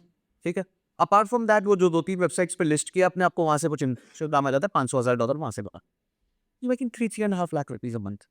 तो 2 years सीखा, उसको अपने स्किल को लेवरेज के साथ जोड़ दिया एंड टुडे इज मेकिंग, मतलब हमारे साथ 18,000 रुपये कमा, आज 3-3.5 लाख कमाता, हमारे साथ 250 घंटे काम करता था, आज 100 घंटे काम करता है और एक परपेचुअल चीज उसने क्रिएट कर ली अपने लिए।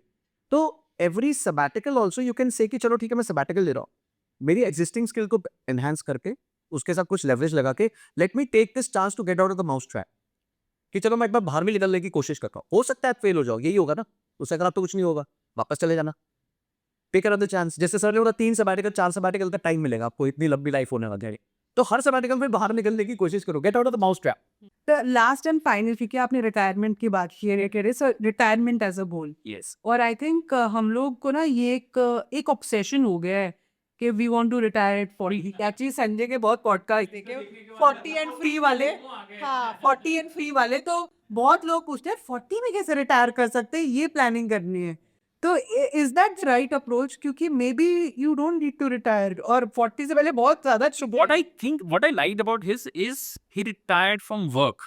He didn't retire from life. He actually retired from his job. He's retired from his job. Actually, वो तो अभी भी कर रहे हैं, वो तो अभी भी कर रहे हैं और उल्टा ज्यादा मेहनत कर रहे हैं. हाँ, अभी ज्यादा मिलता तो मैंने कभी सोचा नहीं था मैं कंसल्टिंग का जॉब इसलिए नहीं लिया था कि 16 घंटे काम करना पड़ा था. See, ये ना पागलपंती आ जाती है जब खुद के लिए करते, जब आप पर्पस ओरिएंटेड हो जाते हो, आपको कोई इम्पैक्ट करना है, तो yes, you should retire from job at 40 for sure. See, I think everybody should have their own 40. मुझे लगता है 40 का प्रेशर ना ले. देखिए, आज अगर मुझे कोई 40 में देखता है और बोल रहा है कि अरे मैं तो 40 हो गया, तो वो डिसहार्टन ना. Let them define their own 40. It could be 40, it could be 48, या फिर 52, it could be 54. Make a plan. And मुझे बस ये लगता है कि वर्ड रिटायर थोड़ा नेगेटिव है. You can say purposefully financially independent, कि भाई अब मैं किसी और के लिए नौकरी ना करूँ. मेरी इतनी क्षमता है कि मैं अपना ध्यान रख सकता हूँ. और देखिए, कुछ लोगों को लाइफ में होता है कि मेरे को सेवा करनी, पर्पस करें, कुछ चैरिटी करनी होती है, कुछ लोगों को उनके रिलीजियस इंस्टीट्यूशंस में सेवा करनी होती है. सबके अपने अपने गोल्स होते हैं लाइफ में. तो अगर वो गोल आप अचीव कर सको तो उससे अच्छा क्या हो सकता है. बिकॉज एज आई सेड ना कि जीवन तो एक ही है. अगर आप वो बड़ा गोल लेके चले हो तो I think it can do very well for you. तो आप पर्पसफुली फाइनेंशियली इंडिपेंडेंट हो जाओ, उसके लिए प्लानिंग करो. Find your own 40, find your own age when you really can do this. Don't take a lot of stress. It's okay. अगर आप 48 में भी हो गए तो कोई फर्क नहीं पड़ेगा. उसके बाद की लाइफ बड़ी मजेदार जाने वाली है. ठीक है. And still have like 30-35 years if you are okay. तो ये करिए. और सेकंड, प्लान कीजिए. Because till the time you don't plan this you will never achieve it. है ना. वो राइट नंबर को आइडेंटिफाई करना, उसके हिसाब से इन्वेस्टमेंट्स करना, उस डिसिप्लिन में. जैसे हमने जो पिरामिड बताया, अभी लास्ट पे सिलेक्ट करना कि कौन सा म्यूचुअल फंड डालना है, उससे पहले पूरा गोल प्लान, वो सारे स्टेप्स को लेना. एंड मैं एक ही चीज कहता हूँ, सारे इन्वेस्टर्स को सिर्फ एक ही चीज कहूंगा, या टू बी इन्वेस्टर्स को एक ही चीज कहूंगा, ट्रस्ट द प्रोसेस. बस प्रोसेस को ट्रस्ट कर. क्योंकि ये जर्नी मुश्किल होने वाली है. आप जब मार्केट्स को गिरते हुए देखोगे, चढ़ते हुए देखोगे, फ्लैट देखोगे 2-3-4 साल, आपको डर लगेगा. आपको वो 20 साल का जो कैलकुलेटर है ना, अचानक से लगेगा ये फॉल्स कैलकुलेटर था. ठीक है. तो मतलब but still you have to stick to the process. Trust the process, it will work. तो सर, अगर एक रिटायरमेंट फंड हो, कितने का होना चाहिए किसी का? मतलब बाय रिटायरमेंट टाइम मीन आप बहुत उतना काम नहीं कर रहे, थोड़ा बहुत कर रहे हो, उससे थोड़ा बहुत आ रहा है, चलो दैट इज आपके खर्चे चला रहा है. But there is a fund you have which will help you your health care and emergency. तो क्या फंड होना चाहिए and how can one work towards it? So देखिए, सपोज कीजिए मेरा एग्जाम्पल, मैं 45 का हूँ, हस्बैंड और वाइफ हम दो रहते हैं, मुंबई में रहते हैं. हमारे दोनों पे मान लीजिए 2 लाख का खर्चा है आज के. अगर हम आज रिटायरमेंट लेते हैं, कल से हमारी इनकम नहीं आ रही, तो हमारा 2 लाख का खर्चा है. ठीक है. ये आज का है. 15 साल बाद अगर हम 60 की प्लानिंग करते हैं कि चलो 60 में हमारा एक फाइनेंशियल इंडिपेंडेंस हो जाना चाहिए, कि हमें एक्टिव इनकम नहीं है, हमारे पैसिव इनकम से हो जाएगी. तो जो आज का 2 लाख रुपए का महीने का है, वो 6.5 लाख बन जाएगा after 50 years. 7-8% inflation kind of thing. तो 6.5 लाख रुपया अगर हर महीने आना है from 60 till 85, because now we are living bit longer thanks to medical advancements. तो 25 साल का मुझे पैसिव इनकम का कॉर्पस आना. और वो कॉर्पस लगभग आज के लिए मैं उस दिन 60th बर्थडे पे होगा 12.5 करोड़.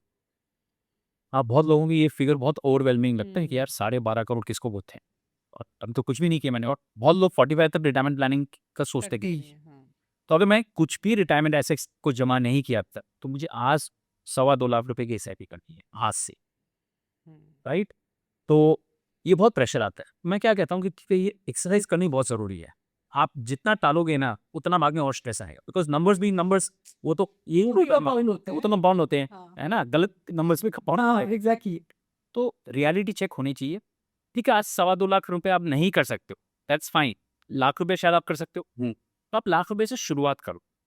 ज़्यादा से ज़्यादा क्या होगा, अगर हम 60 में नहीं कर पाए तो हम 62 में रिटायर ले लेंगे, 63 में ले लेंगे. 3 साल आपने इनकम यूज़ की और 3 साल रिटायरमेंट से कम कर दो, डबल कंपाउंडिंग हो जाता है. But you are starting at 45 with this lack. Because क्या होता है, 45 तक आपके घर के खर्चे हैं, सबैटिकल हो गया, और सारे गोल्स. हमारी रिटायरमेंट क्या होता है ना, एकदम लास्ट गोल होता है, तो वो बहुत धुंधला होता है, दिखता ही नहीं है. 45 में समझ में आ पाता है. और जब खासकर हम ये TCS का ऐसा कंपनी का नोटिस देखते तब आता है, भाई कल को मेरे साथ हो जाएगा तो क्या करूंगा मैं. It was a big reality check for many. Many people lost their jobs and became unemployable. तो अब चलो 45 में आपने ब्लैंक की, आप लाख रुपए से शुरू करो. शायद उस वक्त तक आपके कैश फ्लोज बढ़ गए हैं. अगर दोनों हस्बैंड वाइफ काम कर रहे हैं तो 1 लाख रुपए आप बचा के कर सकते हो. तो come closer to 50-60% of the corpus और 70% ऑफ द कॉर्पस. राइट. तो कम से कम जॉब चली जाएगी तो आपके पास कुछ कॉर्पस तो है टू बिगिन विथ, और फिर आप फिगर आउट कर लो. फिर टाइम मिल जाता है कि यू फाइंड आउट समथिंग, तो अब प्लानिंग करना शुरू कर देना चाहिए. at 45 you should plan for your passive income in some sense or other. If you're lucky enough कि आपने खुद का कुछ चालू किया, कंसल्टिंग किया, कुछ भी किया और आप पार्ट टाइम करके कुछ कमा रहे हो, तो you can delay that passive withdrawal for a long period of time, right? So वो करना बहुत ज़रूरी है. Having said that, चाहे 60 में आपका कॉर्पस बन गया है, if you're enjoying your work, if you're liking your work, and more so if you're independent, you should not stop. है ना? Naval Ravikant कहते हैं, I like his tweet, when you truly work for yourself. He says, when you truly work for yourself, you won't have hobbies, you won't have weekends, and you won't have vacations, but you won't have work either. तो I am never against for this कि 60 में आप काम कर लिया, आप खाली घर पे बैठे रहो, वो नेटफ्लिक्स, आज के दिन में मैंने क्या ऑब्जर्व किया संजय जी, मेरे पेरेंट्स या हमारे घर में जो भी senior citizen, I am sure it will apply to all of us, the highest mobile consumption is happening by senior citizens. अक्षर भाई तो सारा दिन लगे होते हैं कैसे फेसबुक पे सबसे ज्यादा आप पे कैसे हाँ फेसबुक पे क्या आ रहा है. मेरे फादर इन लॉ ने he is 80, he is closer to 85. उन्होंने फेसबुक अकाउंट बनवाया है कि अब मुझे देखना है कि रील्स आती है मुझे. तो हम खाली बच्चों को ब्लेम करते हैं कि बच्चे दिन पर मोबाइल में लगे रहते हैं. Actually it is becoming reverse in some sense. बच्चों के पास और दिन में 10 काम रहते हैं, मैंडेटरी स्कूल वूल करना तो बेचारे उतना नहीं कर पाते हैं, फ्री में करते हैं. बट पेरेंट्स के पास अगर आप देखो 60 में आप फ्री हो, घर पे बैठे हो, आप क्या करोगे दिन भर, right? This is becoming a big nightmare actually, and that's not good, because आप क्या कंज्यूम करते हो, all 90% of the time you are consuming gram. And you're sending that share to your children and family groups. Exactly, that's the most eerie part है. तो आपको meaningfully engage रहना बहुत ज़रूरी है, otherwise you age much faster. So that is why you should work for yourself. तो आपको कोई फायर नहीं कर सकता है, you can decide your pace. And अभी जो आपने 1 लाख या 2 लाख वाला मैथ किया है, दैट इज अकॉर्डिंग टू, आपने कहा कि हमारे पे 2 लाख का खर्चा है तो हमें उस हिसाब से पे. ऑब्वियसली अगर आप पे खर्चा 70,000 है तो पॉन्जी कम हो जाएगा. इस पे मैं एक और चीज ऐड करना चाहूंगा. कुछ लोग है ना इस खर्चे से ओवरवेल्म हो जाते हैं. तो इस खर्चे को भी आप है ना मल्टी टियर बांट दो. एक है बेसिक एक्सपेंस जो आपको हाउस होल्ड एक्सपेंस चाहिए, एक है होम EMI, ठीक है, एक है बच्चों के एजुकेशन के प्रेजेंट खर्चे, और एक है लेट्स से कोई कार EMI. अब ये ना चीजें ओवर टाइम खत्म हो जाता नहीं रहे. बात समझिए 70,000 आप खर्च करते हैं, पर आपका बेस एक्सपेंस 30 है, rest of is 40. This 40 over some years will become 0.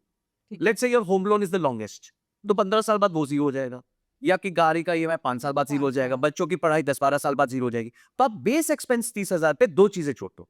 पहला छोड़ो आप नॉर्मल इन्फ्लेशन कि 6% 7% जाना है. एक होगा लाइफस्टाइल इन्फ्लेशन कि भाई अब धीरे धीरे मेरा स्तर ऊपर होगा, मेरे पास एक्स्ट्रा पैसे बचेंगे तो मेरा स्तर भी ऊपर होगा, तो आप समझो 3-4% जोड़ लो. तो आप इस 30,000 को, बेसिक को 30,000 को आप एक्स्ट्रापोलेट 10-11% से करके 15 साल आगे ले जाओ. होता क्या है, लोग गलती क्या करेंगे कि 70,000 को ले जाओ. अरे आपको EMI को थोड़ी एक्सपैंड करना है, आपको 4 घर और थोड़ी लेने उस टाइप में. तो ये एक बेस, और रिटायरमेंट से पहले आपके बच्चों की भी शादियां तब कुछ सोच चुका भाई, मतलब broadly you be sorted, because if you starting at 45 आपने अपने 70% गोल्स तो कर ही हैं. and generally your financial independence would probably come after you have settled your last goal. ठीक है, तब तक आप वैसे भी नहीं कर पाओगे, आपको एक वो मन में रहेगा, शंका रहेगी, डाउट रहेगा, एंग्जाइटी रहेगी. तो हो सकता है आज वो तारीख आप तय कर सकते हो कि भाई मेरे बच्चे की शादी एज्यूमिंग 23 तक हो जाएगी, तब तक मेरे पास उसके लिए रिक्विजिट कॉर्पस हो जाएगा, आई एम डन. तो वो base layer plus other layer, उनको बांट के अदर लेयर को माइनस कर दीजिए, बेस लेयर पे 2 इन्फ्लेशन लगा दीजिए. होता क्या है ना Sanjay ji, Indian families mostly हमारे पोस्ट तो खत्म ही नहीं हो. वो भी बात से ओशो यही बात कहते हैं कि यार तुम जियोगे कब, राइट? तुम हमेशा कल की आशा में रहते हो कि कल जीऊंगा.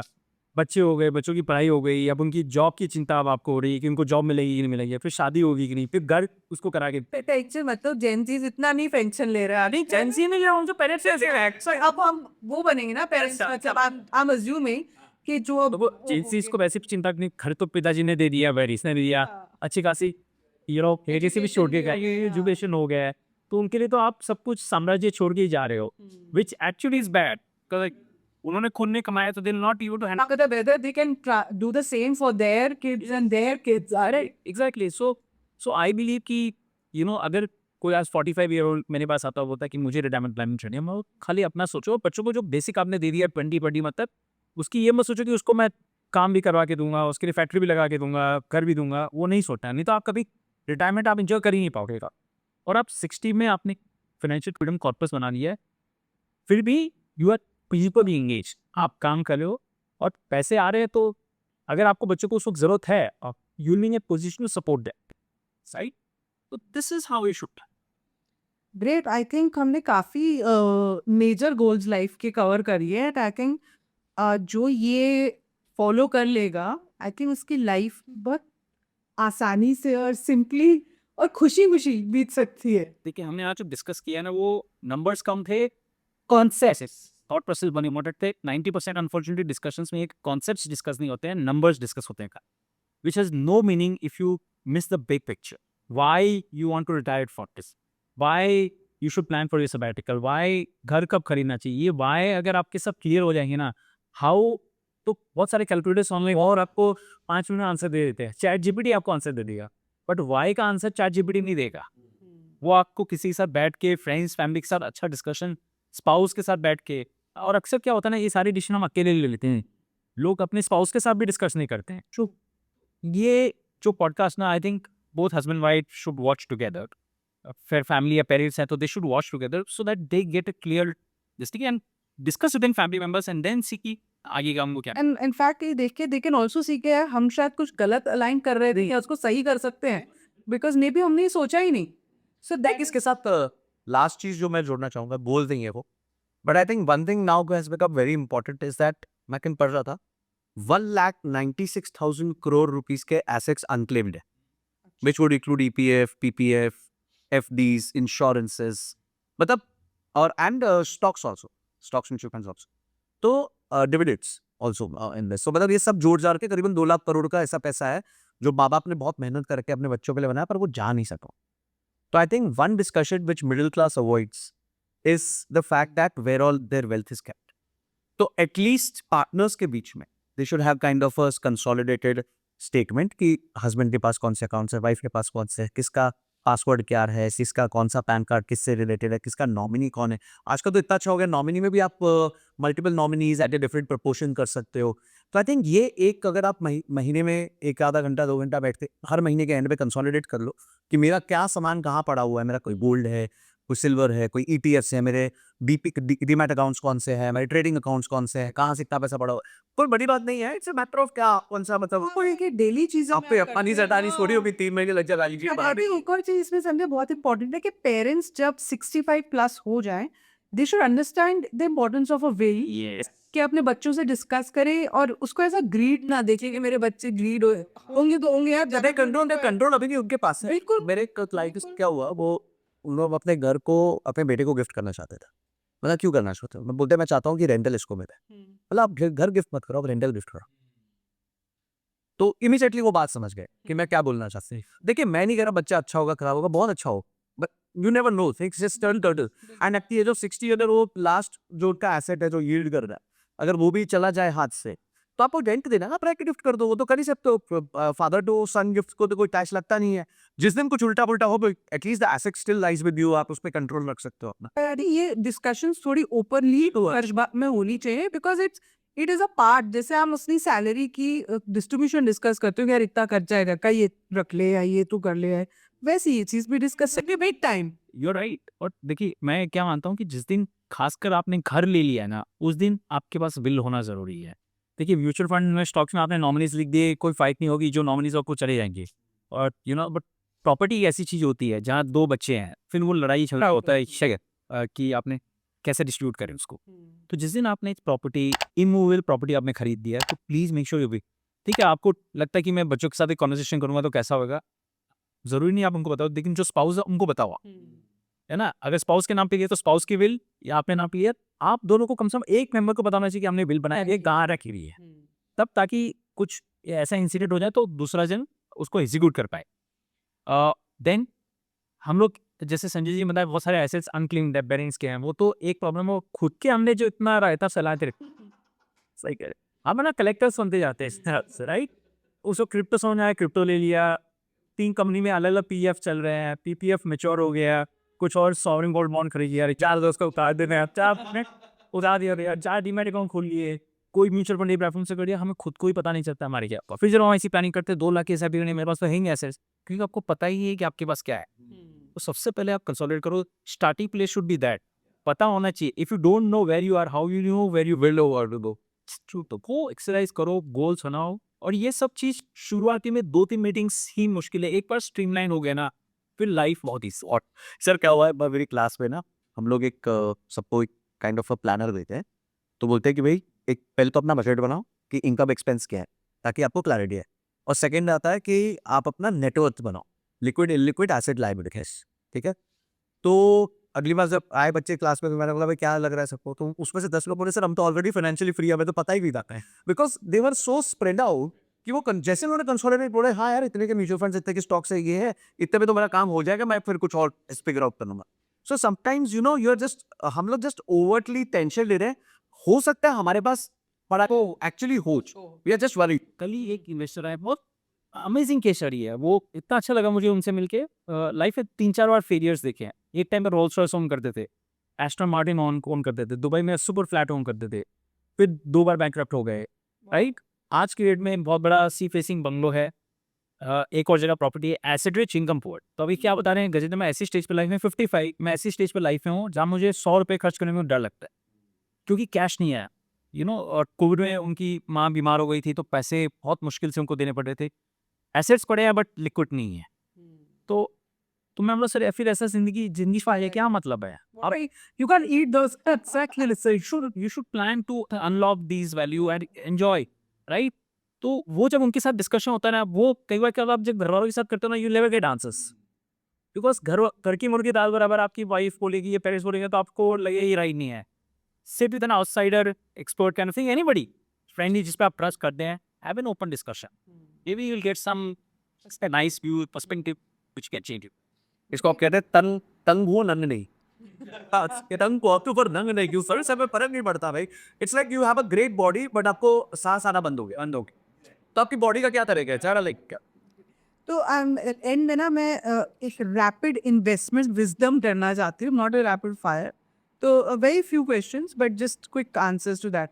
You can start with you. ELSS या रेगुलर इक्विटी फंड्स अगर आपको चूज करना पड़े फॉर टैक्स एंड ग्रोथ, क्या होगा? There is, I don't think so ELSS have any value because of recent tax status. ठीक है। Should goals be mapped to different folios and funds? Ideally, because that gives you clarity, ये fund इस गोरी के लेगा, and by this you will remain discipline, आप उसको touch नहीं करो। गोल्ड ETF, इंटरनेशनल फंड्स, ये सब भी आपके लॉन्ग टर्म गोल्स के फोलियोज में होने चाहिए। हो सकता है, बिल्कुल हो सकता है। You get dollar rupee advantage मिल जाता है। How do you decide when to stop LSIP? When you are closer to the goal, when you are जब जिस दिन मैंने बताया दूध वाला एग्जांपल, कब तक उबालना है, तो जब आपको मालूम है कि आप गोल की राशि तक पहुंच गई, आप SIP बंद करो, या उसको किसी और चीज में या फिर दूसरे में डेबिट करो। कैन समवन डू अ मतलब DIY योरसेल्फ अपने आप गोल बेस्ड इन्वेस्टमेंट प्लान, या you need a help from an outsider? Help from an outside is better, because अगर आप कर ही पाते तो कर चुके होते। It's this question to both of you. What is wealth creation? मतलब wealth creation आपके लिए क्या मायने रखती है, या क्या मतलब है उसका? I think freedom, option, आपको जो Buying back your time, buying back your time, वही मतलब choices. एक्टिव पैसिव कर दिया। I think the power to say no, the choices you act like, मुझे ये नहीं करना है, मुझे आज सुबह 9 बजे डैम मीटिंग के लिए नहीं जाना है, मंडे मॉर्निंग ब्लूज नहीं चाहिए, येलो चाहिए। अच्छा, how fast did you make your first crore? 7-8 years। And आपके लिए? Did you both start at the same time investment? नहीं। My CS journey started in 2010 August. अच्छा, आपकी तो पहले हो। हाँ पे नहीं, मेरी भी एक्चुअली थोड़ा 2013 के आसपास हुई। 2000 में तो बहुत छोटा था। 2010 में मैंने शुरू किया था, 2014 में फर्स्ट 1 crore हमारी जो Four years you. हाँ, फिर हम एग्रेसिव भी बढ़ाते गए, तो हाँ, तो और सडनली उस वक्त मोदी गवर्नमेंट आई तो बढ़ गया, तो फर्स्ट 1 crore And अगर 4 years में आपने 7 to 8 कह रहे हो, आप around 4 to 5 years कह रहे हो। Okay. And then when did you see your 40th or something? So that is the beauty, so that is the beauty कि 2010 में चालू किया और 2014 यानी 4 साल लगे टू 1 हिट करने में, और 14 यानी आज 11 साल हो गए हैं। we are talking of today, one is nearly become 60, even I can't calculate, मतलब आई कांट इमेजिन कि ऐसा होता है क्या. Of course we have put in lot more amount in the coming years, but having said that जो पैसे compound हुए हैं ना, it has compounded insane levels. One piece of advice जो आप पर 25 ईयर को देना चाहोगे and one piece of 45 year को देना चाहोगे. 25 ईयर को देना चाहूंगा कि map your goals correctly and invest and stay invested. और 45 ईयर्स वाले को दूंगा कि ये फाइनेंशियल फ्रीडम के फोमो में मत पड़ो.